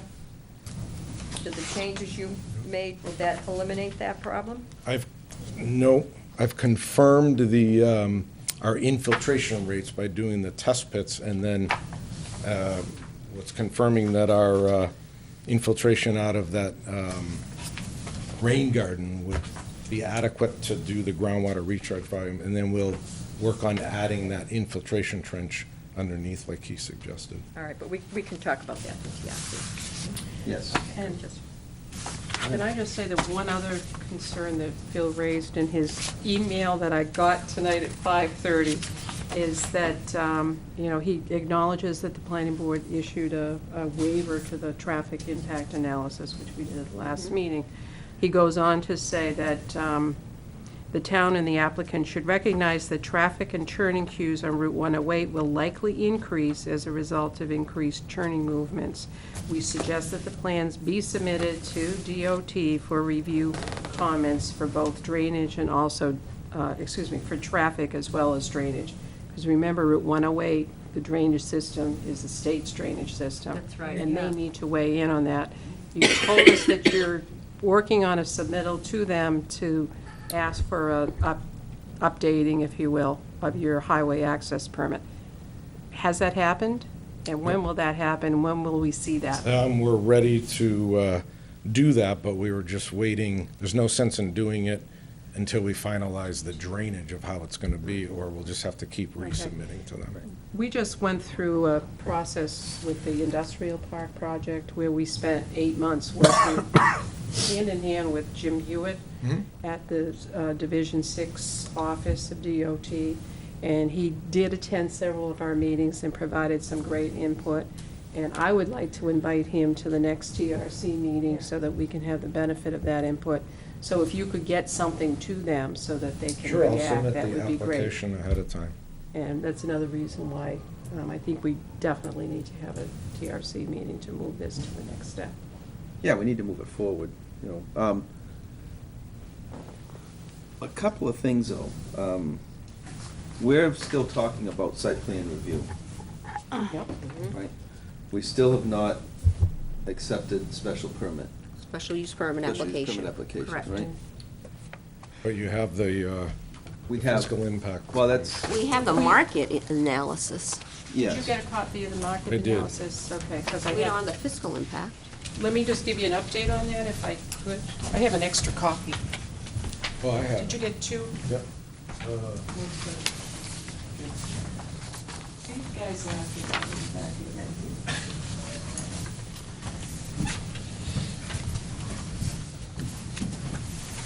So we had hesitated on accepting the special use permit until we had the financial Yes. information. And I think what we have now is half the financial information, right? Mark Frugier is working on pulling together the cost data and has been in touch with the police department and fire department, and he talked with Steve Fournier earlier this week. He's still gathering his data for the fiscal impact analysis. It's taken a little bit longer than what he would expect. But, you know, the board could consider, given that we have now a consultant underway, that we... Is he working for us? He's working for us. Mr. Fougere is working for the town, and he's also taken on the market analysis piece that had been a question earlier at the TRC meeting. So do we have the ability, without having the actual fiscal impact analysis submitted, to determine that the application is substantially complete? Well, we don't have a checklist for the special use Right. permits. Because it's more under the zoning ordinance. Right, exactly. Yeah, I mean, I think we can think that waive was- any, But let me see what, Right, how no, it's written. whether or not we can accept the application. right. Let me see first. how it's written. I think that was more the question. M2A zone. So I don't think we can act on a waiver without accepting the application first on the special use permit. Correct. I agree with that. Is that a waiver to the special use? Yeah, one is a waiver to the One special is use. sort of the Setback. Oh, that's right. Okay, you're right, you're I correct. agree with you there. I agree with you there. We can't act on anything until we have accepted the application. That's right. Just bear with me a minute. Okay, it says in the regulations, it says the planning board shall require a fiscal impact study. But it doesn't say it requires it before you accept the And application. same thing with the market study. Typically, we don't accept an application until all the pieces are there for us to evaluate it. I guess that's at the. Yeah, I mean, I A prerogative of the planning board, given the situation. just struggle with the fact that he is, and he's very competent, he's working for us. It's out of the developer's hands as to when we're ever gonna get this. So in theory, if we wanted to stop somebody from doing it, we hire somebody and have them never give us a report. That's a good point. You know, I mean, that's the way it's set up. I mean, is there a downside to accepting this? I'm sorry. No. Is there a downside to us accepting this? It just starts the clock. It starts the clock, right? Right. But if the clock ever gets to the point where we're running out of time and they won't give us a request for a extension, we vote it down, we don't have the information, Right. right? I mean, that's, Do we have to have all the complete information before we? That's the discussion. that's a discussion we're having right now. We require that there be a complete application for subdivisions and for site reviews. We don't have any specific requirements for. For the application, For the just for the approval. Right. Right. See, I'm okay with accepting the application, and it's, we all understand that, you know, if we don't get the information, they get a negative vote at some point. So we probably should move that forward. Is there a motion? And then we can be talking Yeah. about them simultaneously. Yes. So just from my education again, if we accept the application, do we have some idea how long it will be before we'll get the financial impact statement? He was hoping to have a draft for us for tonight, but, you know, because he had delays in getting the data, because it requires pulling together a lot of information. So we'd have it by next meeting? I would think by the next meeting we And should and have how it. quickly, if we accept the application, what's our deadline for acting on it? 65 days. So- Or if the applicant grants us a waiver, then we can be extended, not a waiver, but an extension. Thanks. Go beyond that. So, I don't think that for us to rush this if we feel that it's not complete. We're waiting for his final. I think the issue is because there's some issues of the site plan regulation, of the site plan review that are requiring the waiver from the special, under the special use permit, but we can't even talk about that until we accept the application to be able to discuss it. I don't think we're discussing accepting an application on the special use permit tonight and also granting approval of it, because we don't have all those components. We're really just talking about, can we Right. start talking about the special use permit? Because we haven't accepted the application. And as Diane pointed out, if there's no particular regulations relative to what is a complete application, then why wouldn't we move forward? Right, and as Well, Eric, yeah. and as Eric said, it's our employee that we're waiting for at this Right. point. Right. So I will make a motion to accept the application for the special use permit on the Cheney Property Management Corporation at application for lots, for 52, 54, and 56 Exeter Road, tax map U4, lots 12, 13, and 14, the M2A zone. It's really for mixed use of the property. Is there a second? Second. Any discussion? Yeah, I'm going to vote in favor of it, but I am looking forward to seeing the financial impacts there, because this is really the first one we've had. Exactly. That's right. So it's I mean, I think it's important that when the document come in, we're satisfied with the format, because others will look at that. We'll get more like it, and if it's not I really agree. meeting our needs, we won't be accomplishing what we wanted to accomplish. Right, and then the good thing is that this person works for us, so we can get whatever format we want, whatever information we want. If we feel there's not enough information, we can, have them go give us more. I agree with you. What was it again, Val, that it's the waiver for what exactly? No, we're not doing any waivers, the motion is to accept the application for the Okay. special use permit. Okay. Okay, any further discussion? Motion's made and seconded. All in favor, say aye. Aye. All opposed? The ayes have it, so now we've accepted both applications. Congratulations. Thank you.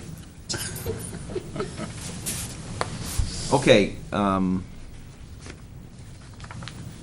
so we're back talking about, we have some waivers here now. Sure. Special use permit, which, the road setback obviously impacts the whole site design. Right. If you're not granted this waiver, then you have to change everything you have on your site plan. So this is, Roseanne, this is why we wanted to accept this application. We talk, because they, Talk about it. they're a package, so we can talk about the whole development.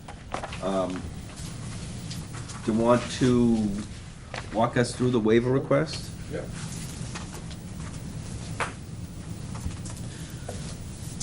Yes.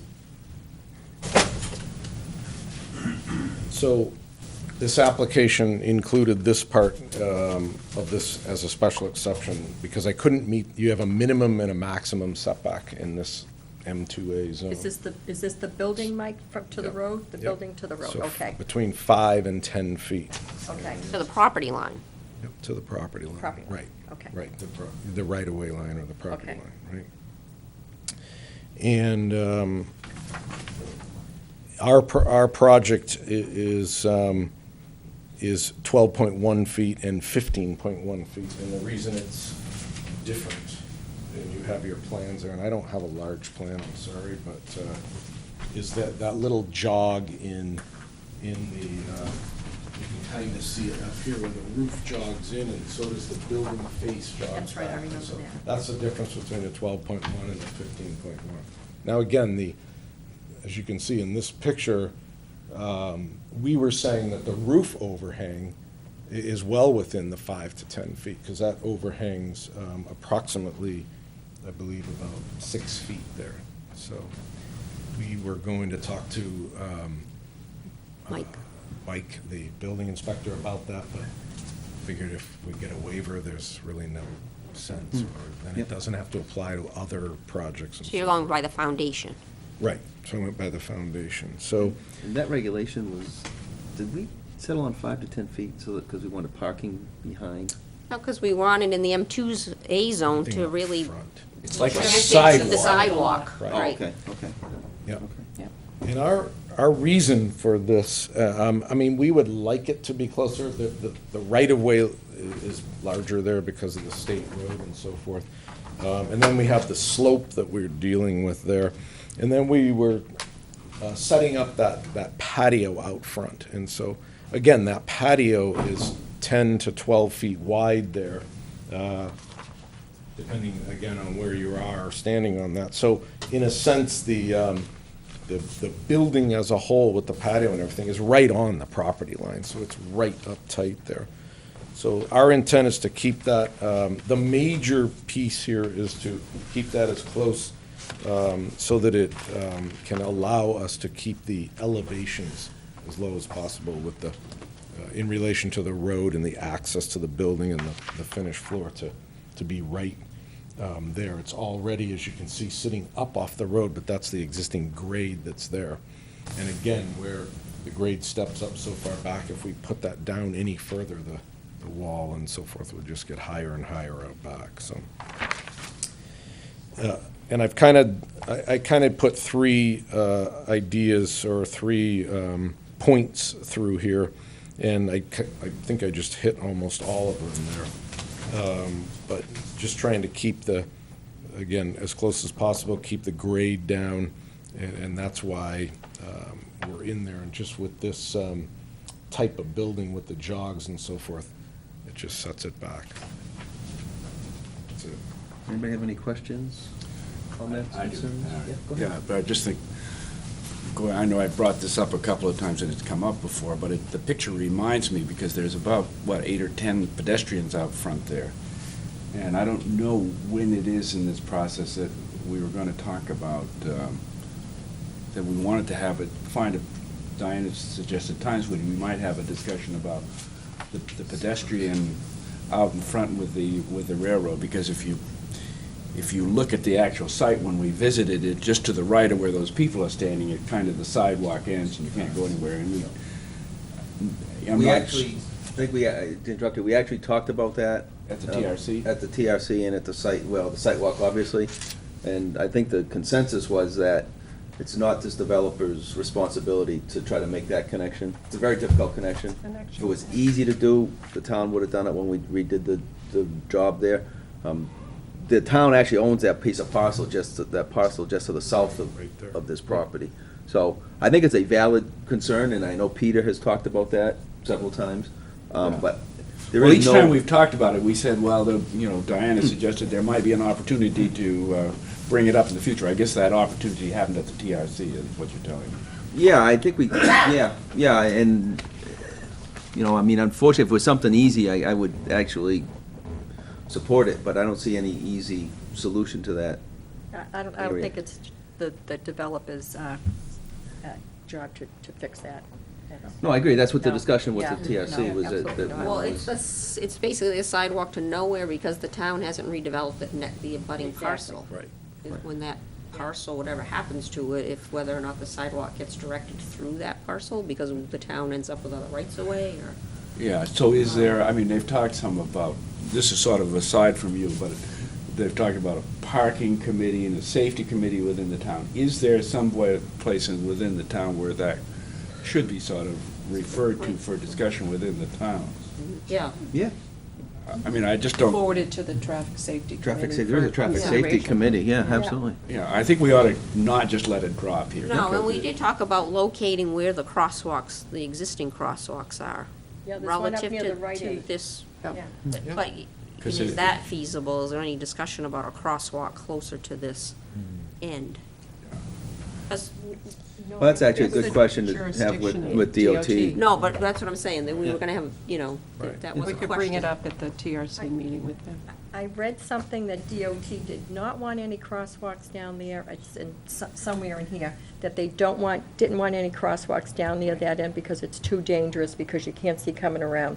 That's why Right. they had the crosswalk up near the Rite Aid. They don't want anything down I there. remember when the Getty Mart there came before the planning board, there was discussion of crosswalks, and the planning board at the time recommended it, and the state didn't want it, so it never happened. Yeah, I think Dale, it's a good point, though, that it's something the traffic safety committee should look I at think and it should be develop, if the put town on wants to their develop agenda a for plan. consideration. Yeah. Right. Also, Because the whole idea behind the M2 zone was to make this more of a downtown Right, pedestrian. pedestrian friendly, and extend the downtown into that direction. Okay, all right, hour's getting late. So, is So they're there- looking for a waiver Yeah. Yep. to the maximum road setback of 10 feet to, do we have to say what the new setback allowed is? They say it's 12.1 to 15.1. I would rather not say specifically, because if Give 'em things a change a waiver. little bit, but just Minimum, grant the maximum waiver. setback. So Yeah. they're looking for a waiver for maximum road setback of Minimum, 10, maximum. Right. Minimum of And- 5 and maximum of 10. of 10 under zoning regulation 3.04B. Yes. Is that a motion? Yes, it is. Is there a second? Second. Any discussion? All in favor, say aye. Aye. Aye. Thank you for pushing that along, Rosie. Thank you. Yes, let's move it. We got people falling asleep All on right, the so audience. to try to keep this moving along, Sure. go I ahead. have one more waiver if you Yes. want to just get it out of the way for parking. Well, let him present it. Yes, go ahead. I don't recommend it at this point. Go ahead. Yep. So it's a waiver for the parking, under section 3.02. It requires a defined number of parking spaces, which is 91 for these uses, or an average of these uses. And we're proposing 61 spaces. And the reason for this decrease, if you remember, when we came under the design review, we had quite a few more spaces there, and you requested that we reduce them. And secondly, we believe that some of the, not knowing exactly what's going on the first floor, we don't know for sure, but the parking demand may be opposite. In other words, the residential units, which incidentally, there are enough parking spaces for the 8, the residential units. There's 2 spaces per unit, so there's, and they're kind of designated off to the side here and up there, but those wouldn't all be used during the day, of course, and so there'd be those spaces available, which then allows those uses for the commercial space. We don't believe that it's, the waiver would be a detriment to the public health, safety, or general welfare, because there'll be 61 spaces provided there. There's no off-street parking. Nobody's going to park on Route 108 to go to this facility because it'll be within the roadway. It won't be injurious to other parties. There's no, parking right next door or anything. There's of course, the business park and so forth, but there's designated spaces for each use, and we don't feel that there's going to be a need to have those parking spaces or a greater amount. And then it's consistent with the purpose and intent of the regulation because it provides safe parking and access to the building right at the building level. It's there's accessible routes, everything's flat, there's accessible parking spaces right out in front of the doors. And we believe that the 61 spaces is adequate for this use, so. Okay, comments, questions? Question, so, Mike, you're contemplating 61 spaces, Yes. and what does the 3.02 suggest that you? 91. 91, and you followed all the calculations according to 302 for the residential upstairs. You included that. Yeah. What did you include on the first floor for the commercial? Did you include any restaurant seating? Did you do half office and half restaurant or service type? Okay, what page is that on, Mike? That is on page 25, 3. No, what is the application? No, there's a plan. Calculation. There's a calculation in the plans. On the- Traffic parking, number 7 on page 2. What sheet, Mike?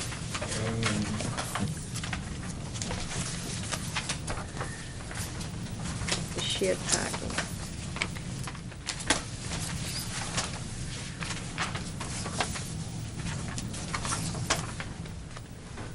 So it's on page C1, or sheet C1. One? And I use residential, the number of residential units and 2 per space, and then the full first floor as retail. Was which retail. gets down to 200 square feet. One parking space per 200 square feet, so it's more in line with, it's like almost like a medical, it's a higher density. So we chose that to kind of be in the middle of it there. What's the density for restaurant? Usually three, like 4 table.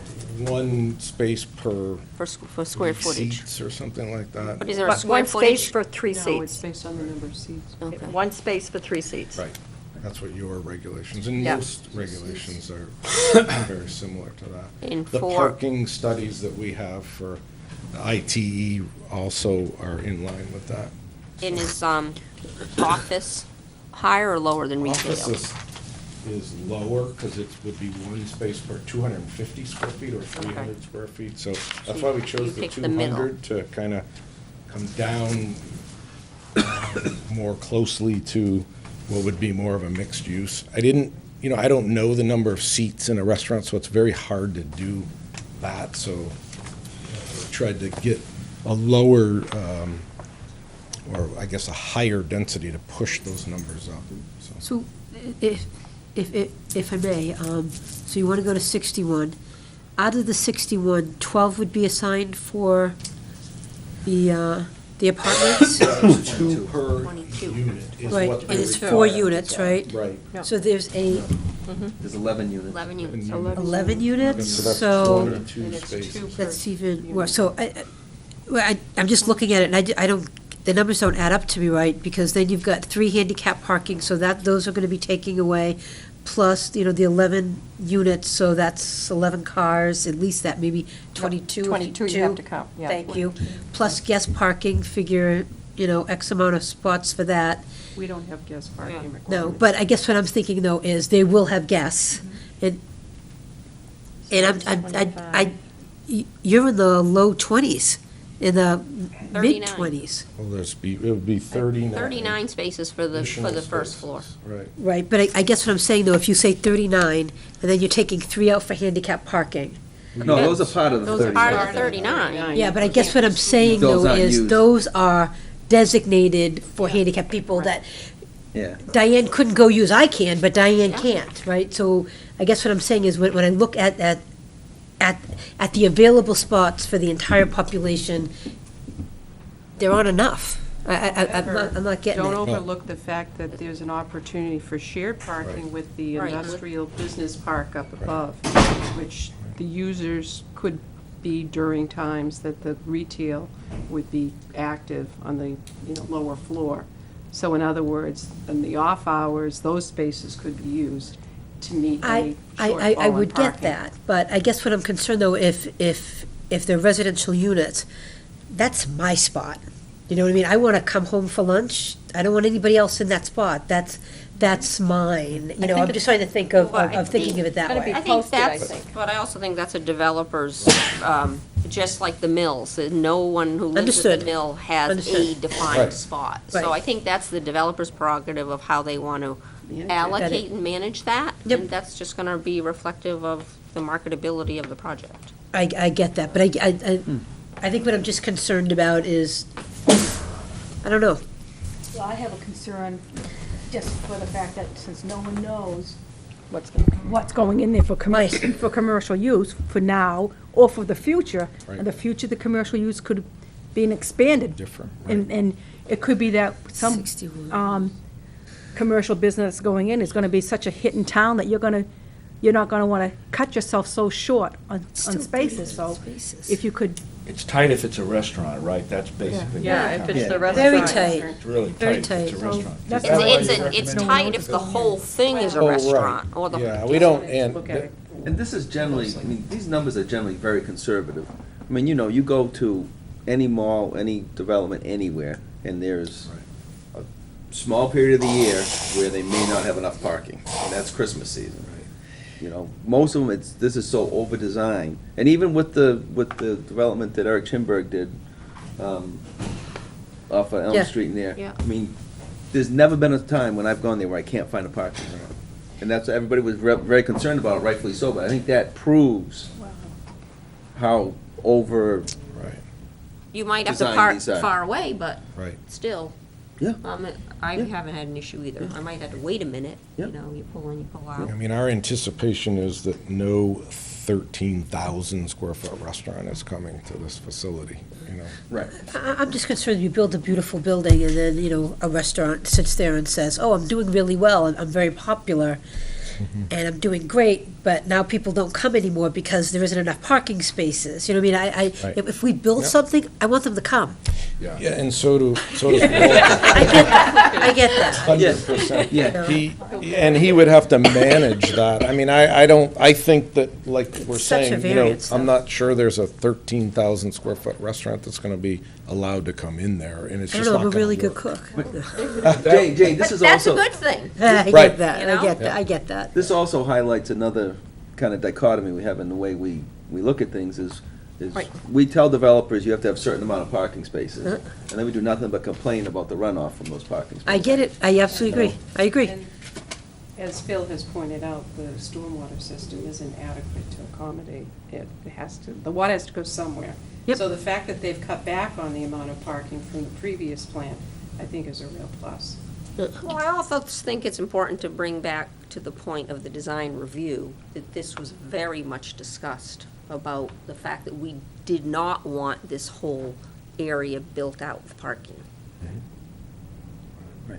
And I think You know, if it- I think the applicant took a lead from the planning board at design Right. review, I get it, that we, Well, a couple of you years know, ago, wanted they to were in balance front. of parking and I get it, stormwater. I get it. And also in the M1 and M2 area, it's discussed that we know there's not enough parking down there and it's off-site parking. Whereas he has basically, if you do get a restaurant in there and it's going to be busy, it's going to be busier at night when the two complexes in back are empty. Right. So you basically have built-in off-street, off-site parking, which is on-site. Shared. So I think Which is a real plus. that's this particular situation, Yeah. I'm not that concerned because you've got that extra Right. off-site, on-site parking.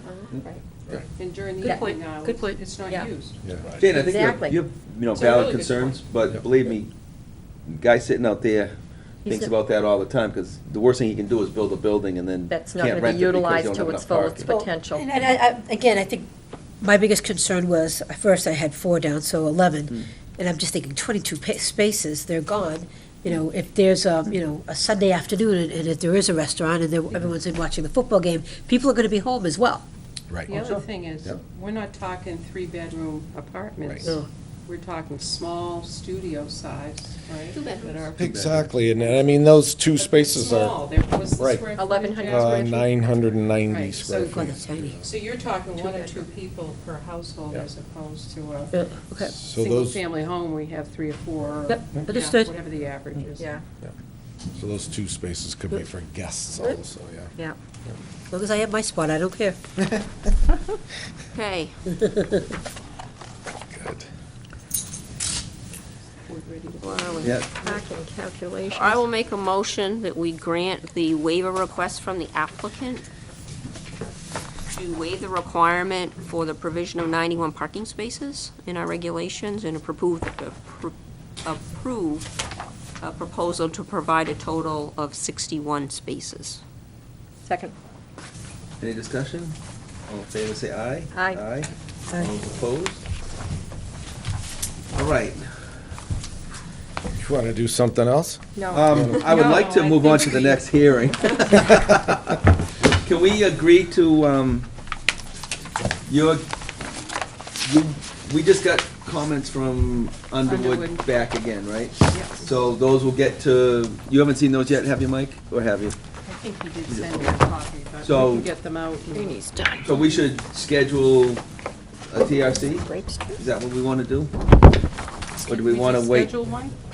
I think we need to We just- schedule a new TRC meeting, but we also need to make sure that Underwood, under the vote tonight of the redevelopment, They understand, I've already Okay. just.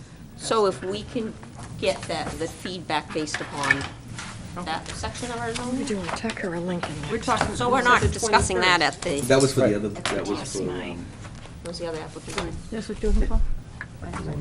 Oh, no, I have it here, I just lost my, Agenda? Right here. so this TRC is Rosie, Val, and myself, right?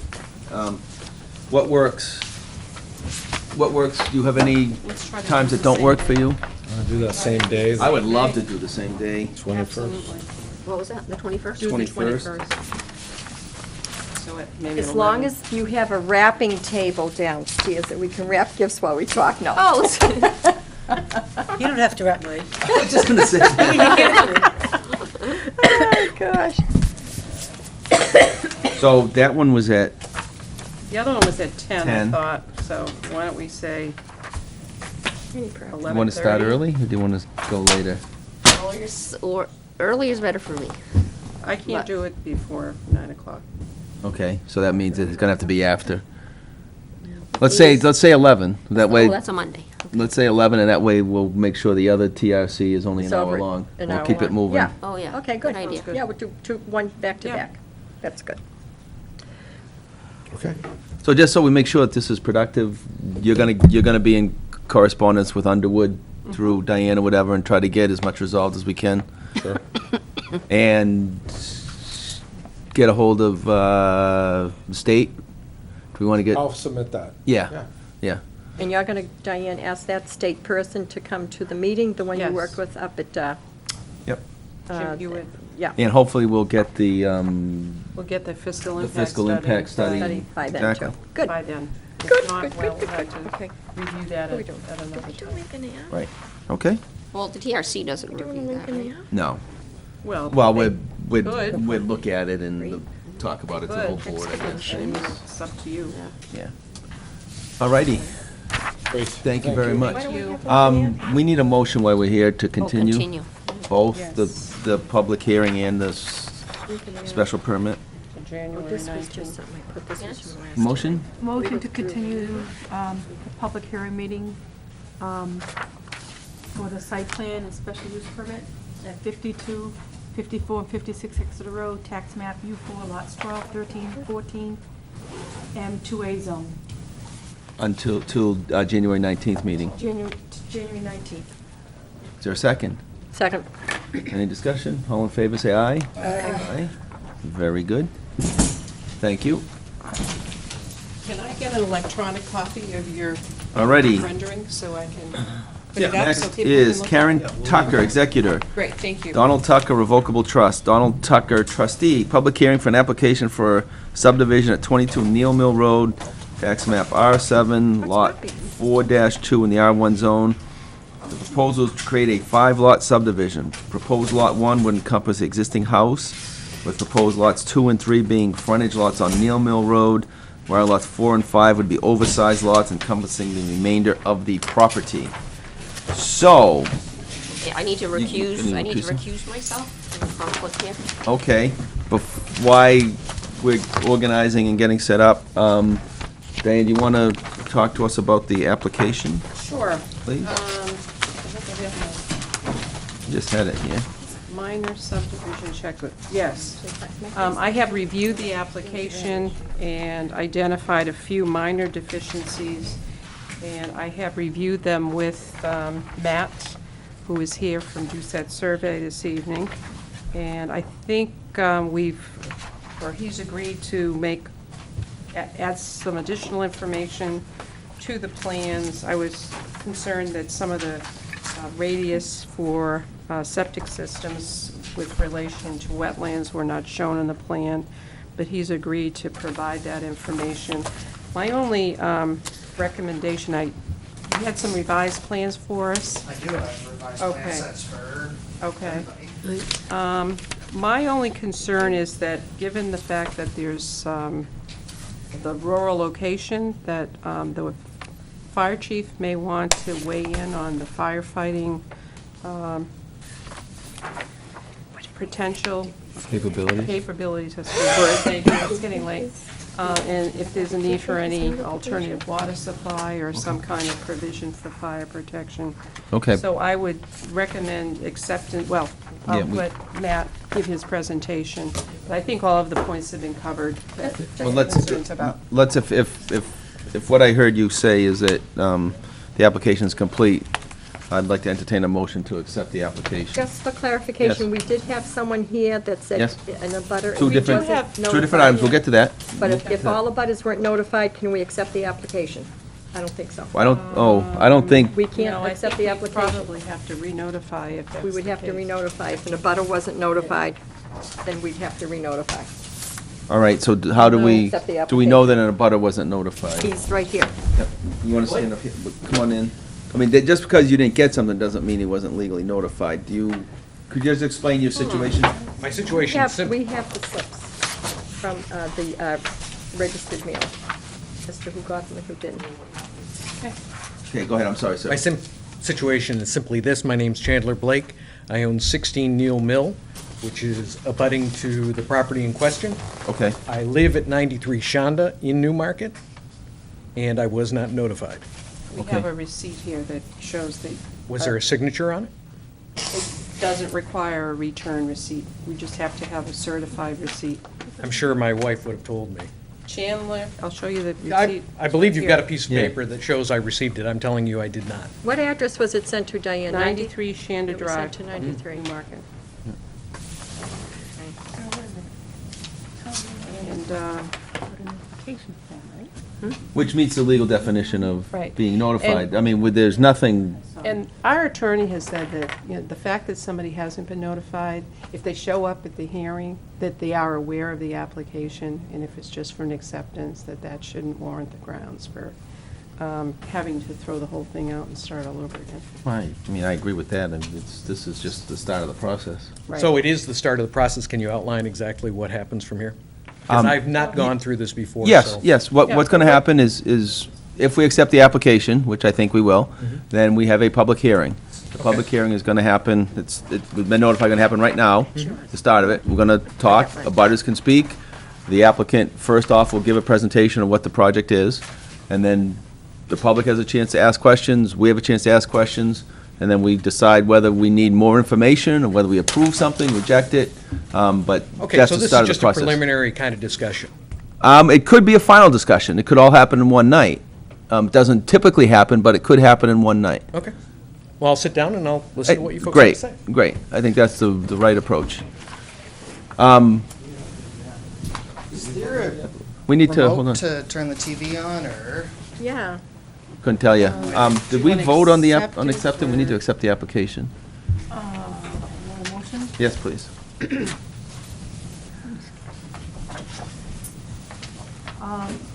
Just make a motion to accept the application for the subdivision of 22 Neal Mill Road, tax map R7, lot 42, R1 zone. The proposal is to create a 5-lot subdivision. Proposed lot 1 would encompass the existing house, with proposed lots 2 and 3 being frontage lots on Neal Mill Road, while lots 4 and 5 would be oversized lots encompassing the remainder of the property. Second. Is there any discussion? All in favor, say aye. Aye. All- Al? All those opposed, say nay. What are you pointing to? I don't know. It should be on the table in front of you, Eric. Oh, I did see a clicker down there. I think it's further down near Deal. I don't, Saw something up there. I see my cell phone, that's it. I saw a remote. I see calculators. Is this it? That's. No. All right, anyways, all in favor of accepting the application? Aye. Aye. All those opposed?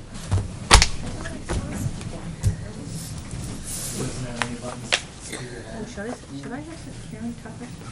Exactly, Donna Tucker, we both of the trust? We live it now. No, you're fine. You're fine. Yeah. That's what mine is. Need a tile. All right, why don't we start the presentation anyways? We'll have to get through what we can get through. See this on TV, but.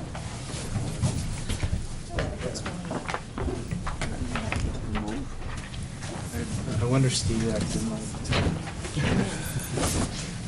All right, I'm sorry. Sorry for the confusion. I have some plans that I can pass around that I Yep. think will Yep, suffice. sure. Have you guys seen the plans? I saw a small. There were extras here. Right there.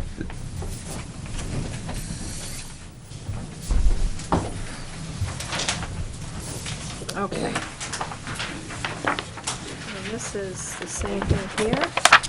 Yep. This is just bolder so we can read it. All righty.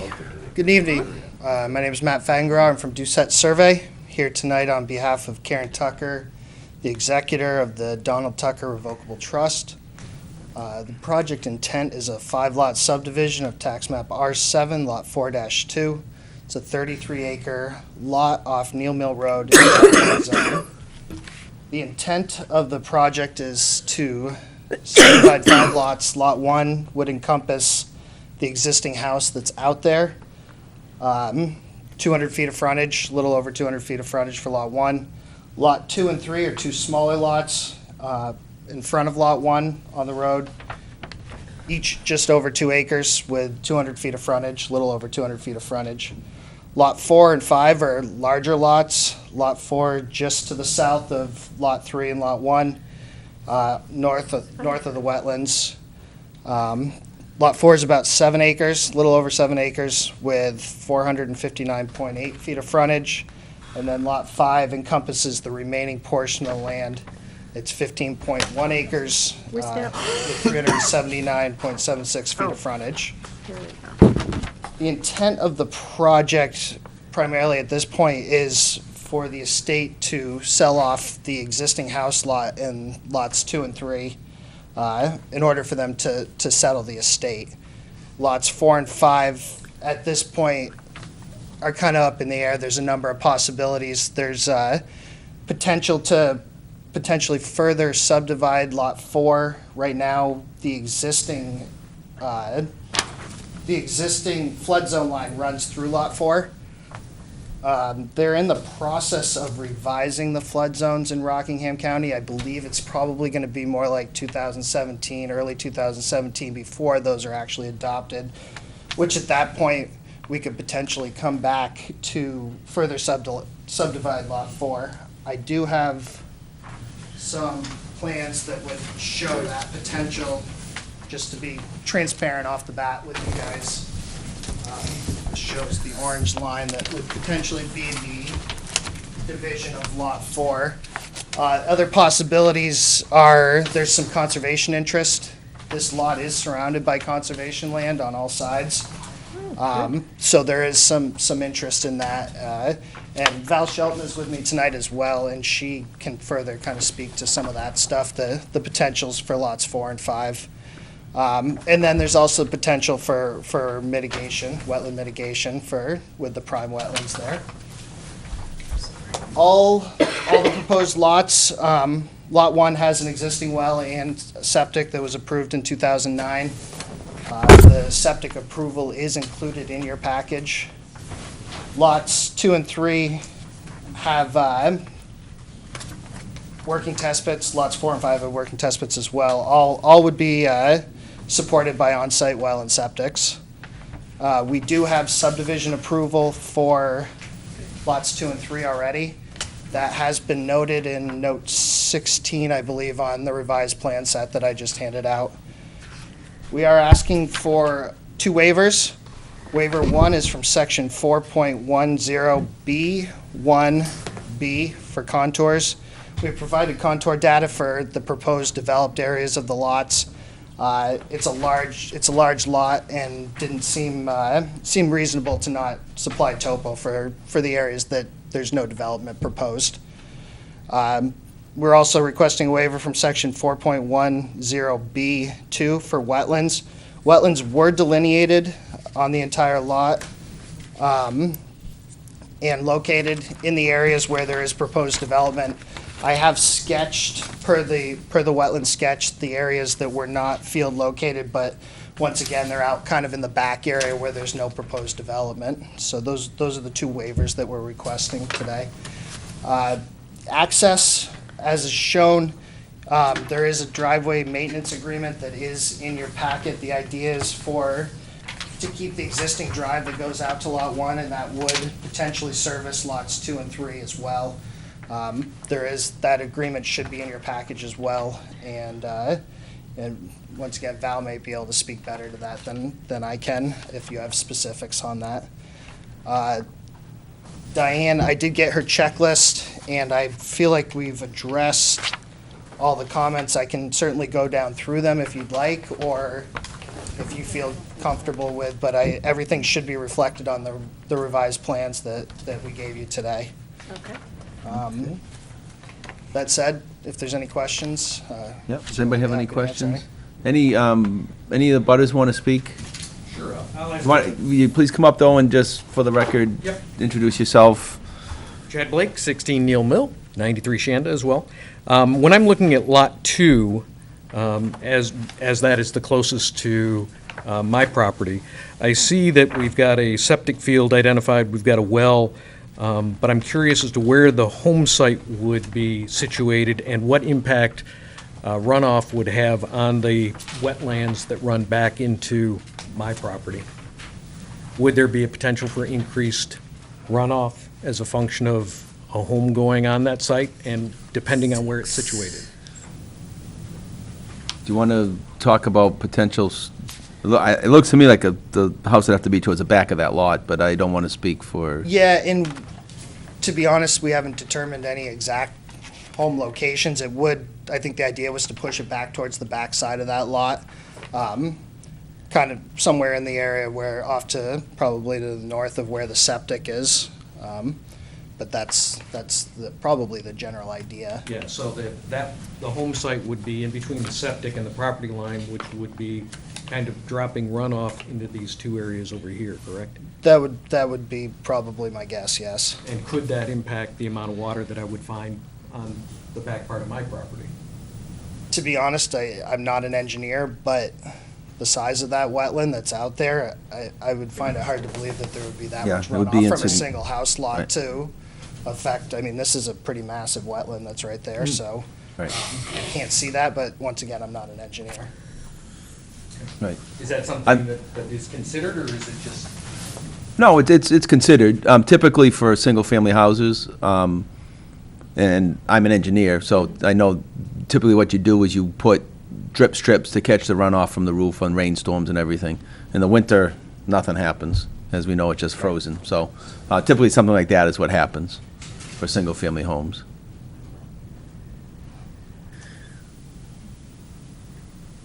Okay. Is That- this? I guess my consideration is just, I'm not trying to be an obstructionist, but obviously I've got to protect my own interests as well. Absolutely. So, Absolutely. I want to make sure that if something does go in there, I don't see a devaluation on my interests. Understood.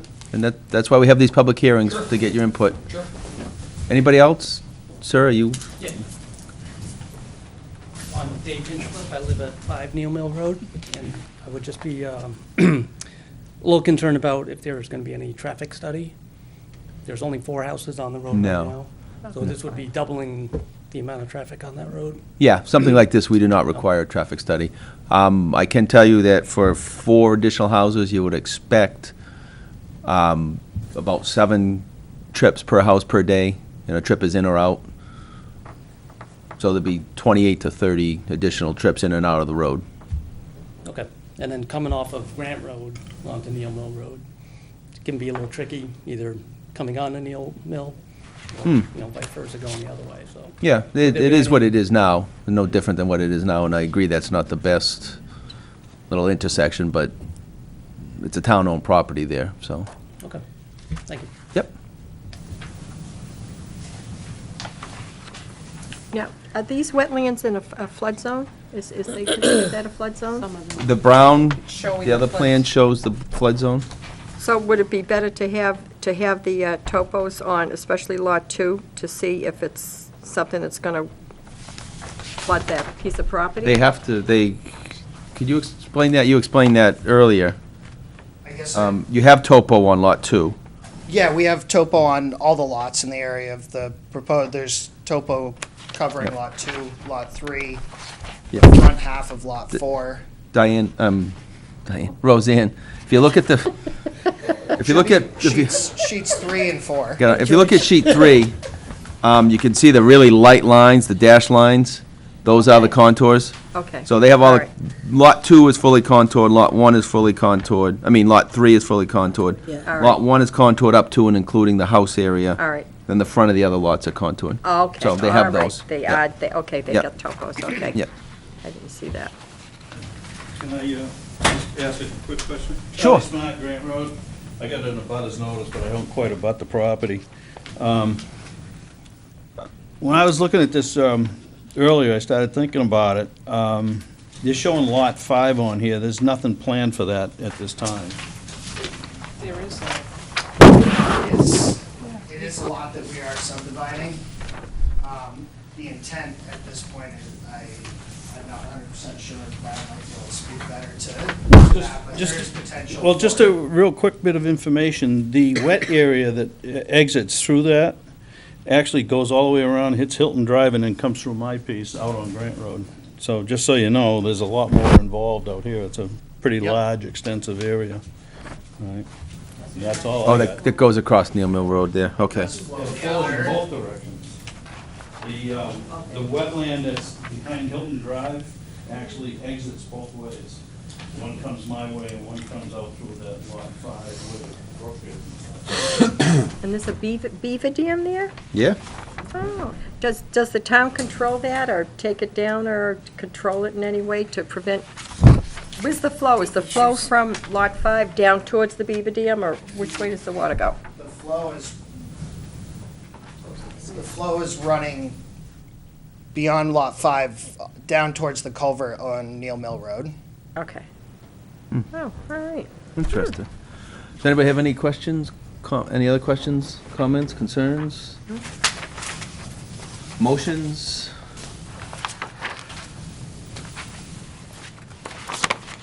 Who can find that? Diane had mentioned, talking to the fire chief, which I concur with, the caveat that Neil Mill Road it's a town road.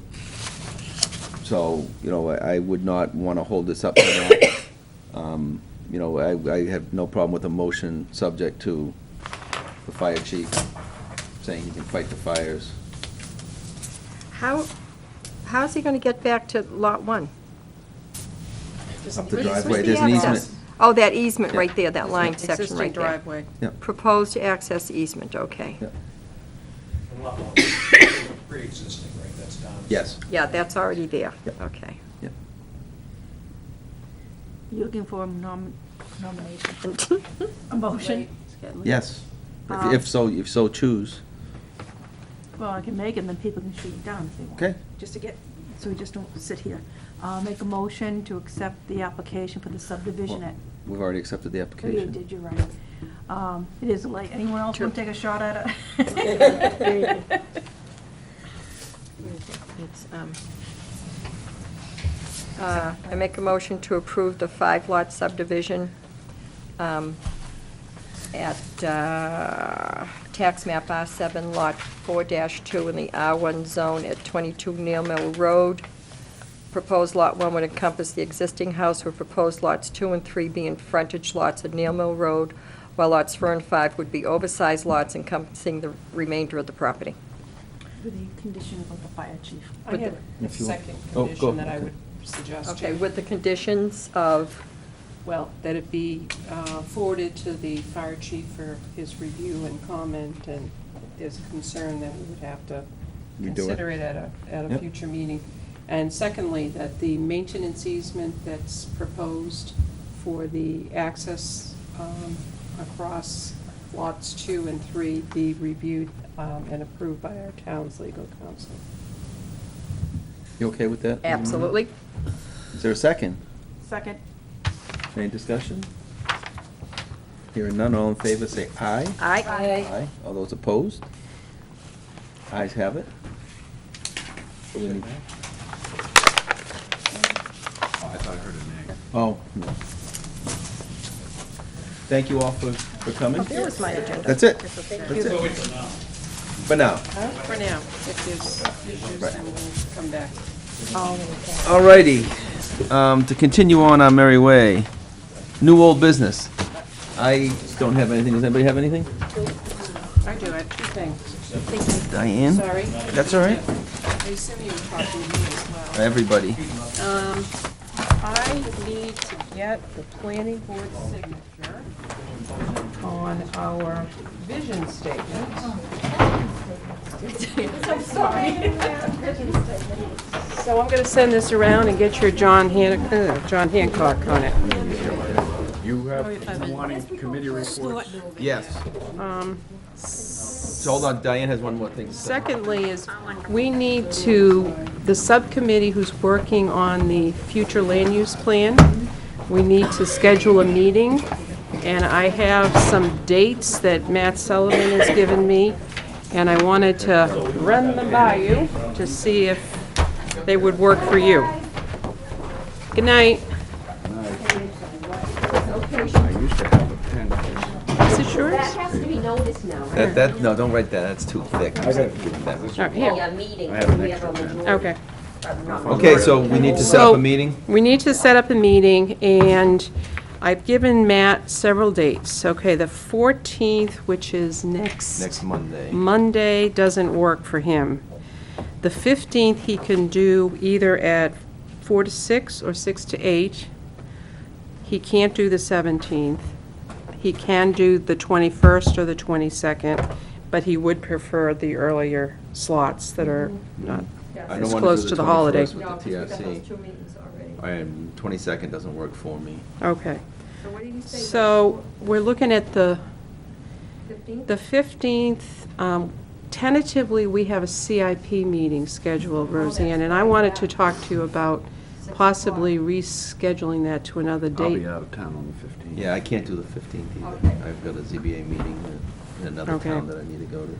So where does that leave us? The The 17th. 17th. He can't do the 17th, right? I thought you said the 16th. No, 17th. The 16th is a town council meeting, but we could do it earlier if Dale is going to be available. We could do it 4 to 6 on the 16th. I can do it early on the 16th. Yeah, how does that sound? Okay. I'll check with him. I hope he can do the 16th. 4 to 6? 4 to 6. Dave, I don't know if I can make it a meeting, but I'll still do the best I can to get back. Okay. Let's see, Jane is on that, and Val, and Eric, are you? And Dale. I don't think I'm on Dale that. is. I think Dale is. I don't think I am. So who's on it? Oh, and Ezra. Okay, and Ezra. Right? was it Ezra? I thought it was Peter. Peter is Peter. unable This to, is on the vision statement. right. Yeah. No. Oh, no, Future land use. Future land use. That's right, future land use. Okay, did you sign that? I think I did. It's getting Can I borrow your pen? I'm in a fog here All right, anyways. Okay. So Dale, do you have a committee report or update you want to give us while we're signing? Yes. Let me get, there it is. That's what I was looking for. I think the two things. One is I went to, I attended the coastal preparedness. That they're holding a series of 4 meetings. So, a lot of, that was this afternoon. There was, I think there's like 4 of them held over these next couple weeks over at Sandy Point. So, Oh, okay.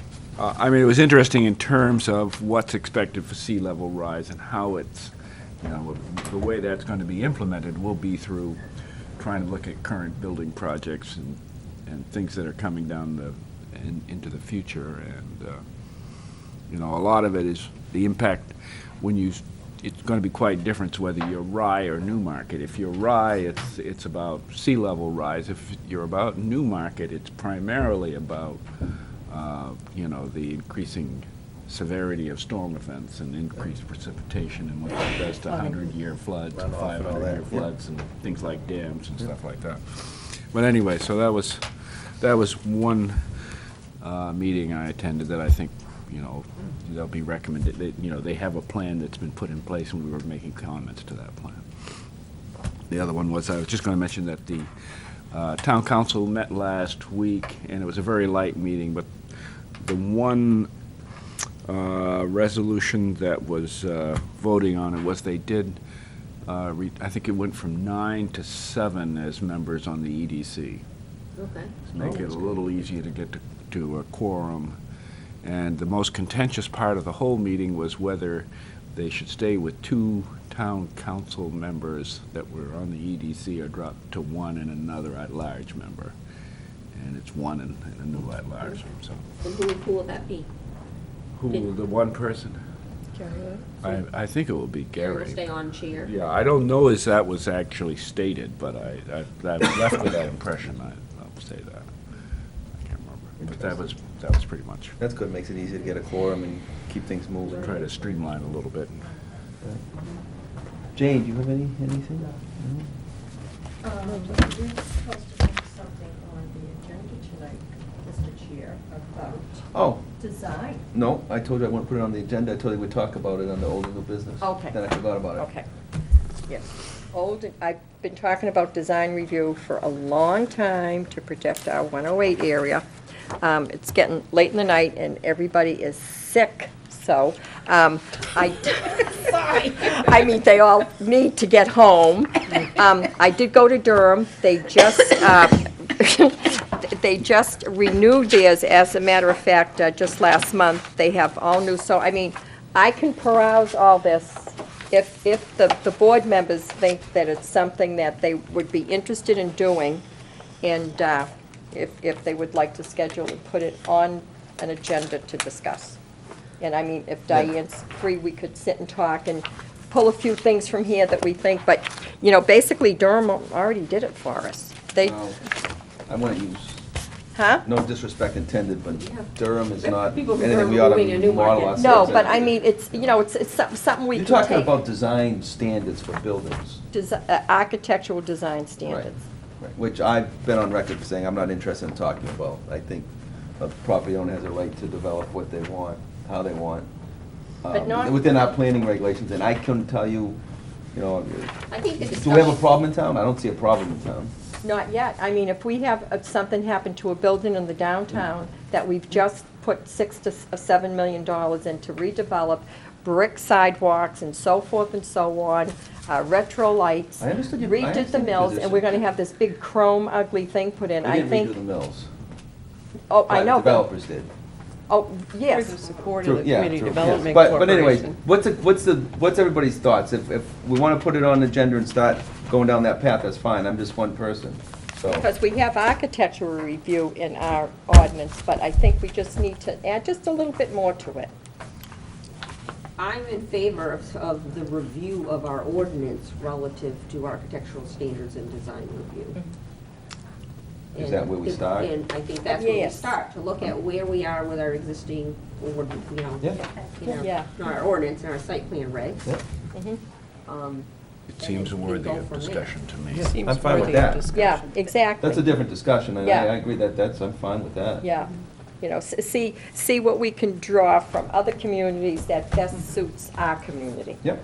That would be beneficial for us, I just to also- protect what we I also have. think it may be important to get some input from the code enforcement officer to see what kind of issues he's dealing with relative to, like, the design aspects of downtown. Because I know, like, signage right now is becoming an issue Yep. and things of that nature. With the, you know, I guess the risk of being laughed at, I would suggest that maybe we set up a small committee I was and take Mike, and get Mike Hoffman involved, and, you know, almost like a TRC, get 2 or 3 people who can do it, you know, I mean, we have a lot on our plate, and it's hard to Yeah. keep adding. I think that's You know, a great we're not gonna idea. accomplish it at 7 o'clock at night, No, once a month. Get a couple of property owners in the district effective as well. We'll serve on that for input. Get the people who are going to be impacted by it. Right. Do we have any expert, architect types in the town that would be somebody that might volunteer for such, to sort of be a resource to that we know of? Anybody got- Would that be worth it? Good question, I don't know. Good question. Well, I'm not Michael aware of Keane's anyone. here in the Kent right, place. right. Who's that? Michael Keane? Oh, yeah. Is he a Newmarket resident? No, that's, He's a it would be professional working in the nice if town. his office was right down. But, Right. yeah, he is a professional who is a member of the community. Right. Not a resident. And but Mike certainly Hoffman is the same thing, I mean, he's a professional who works for the town and lives in Durham. Yeah. Right. But he also owns property, No, absolutely. which hasn't been. Mike would be a more good invested person. Oh, in the yeah. community Right. Yeah. than Yeah. someone who doesn't have the property. Yeah. And he has some definite ideas. And I would suggest, Diane, don't take this the wrong way. but I would suggest that you not be on that, unless you really want to, because I it's. prefer not to, because I have enough on my Yeah, plate that's right right. now, because we're I- working on there's John no- Connery's recommendations Yeah, as well. yeah, I don't, And why would you not, what's your reason behind not wanting her on that? I didn't, no, not that I didn't want her on there, I know how busy she is. Oh, okay, okay. So I Just didn't make want her to sure- I feel want people obligated know to that, add yeah. another thing to her plate that Yeah. is already Yeah. been full of Overloaded. stuff. And I'm thinking maybe sometime in February, if we can get through Christmas and New Year's and finish all these. Well, let's at our first- January yeah. meeting, plan on scheduling something for Okay, February. for February, yeah. We'll get it all set up. Yeah. Yeah. Yeah. Diane, sounds can good. I add something to your plate, though? It's an easy task, I promise. Would you let the guys and the ladies know what a great job they did decorating downtown? Oh, say it it- right now. Yeah, right Yeah. now. On air. You guys did a great Public job. service. They Yeah, really they did. did. When you drive They up, you did. come up the little hill there, and you look up, you see the wreaths, you see the They're lights. beautiful. Looks absolutely beautiful. Yeah. So if you wouldn't mind letting them know I will. if they're Thank not you, watching. Jean. Yeah. But it was very nice to drive up and to see To see that. it. so. Really looks, and they have bows on both sides of the Yeah. wreaths. Yeah, they It did really a That was, fabulous that job. was Rick discussed at knows the town council meeting. I heard the town administrator say, we have X amount of money here, this is what they're gonna use, I told them to go do the downtown. I Yeah, did hear that at it the really town looks council. Yeah, nice. they did a fabulous And job. They always they do, took the- but They took it and they did it. Yeah, Good. looks And it great. was benefit to the whole community. Yeah. it really does. Does anybody else have anything else they want to update us on? Janice? No, no, Janice? no. Oh, you want me to adjourn? Meeting adjourned. How about making a motion? Second. All in favor? Second. That's Aye, huge. aye, aye, aye. And what did you? I was like, "Gee,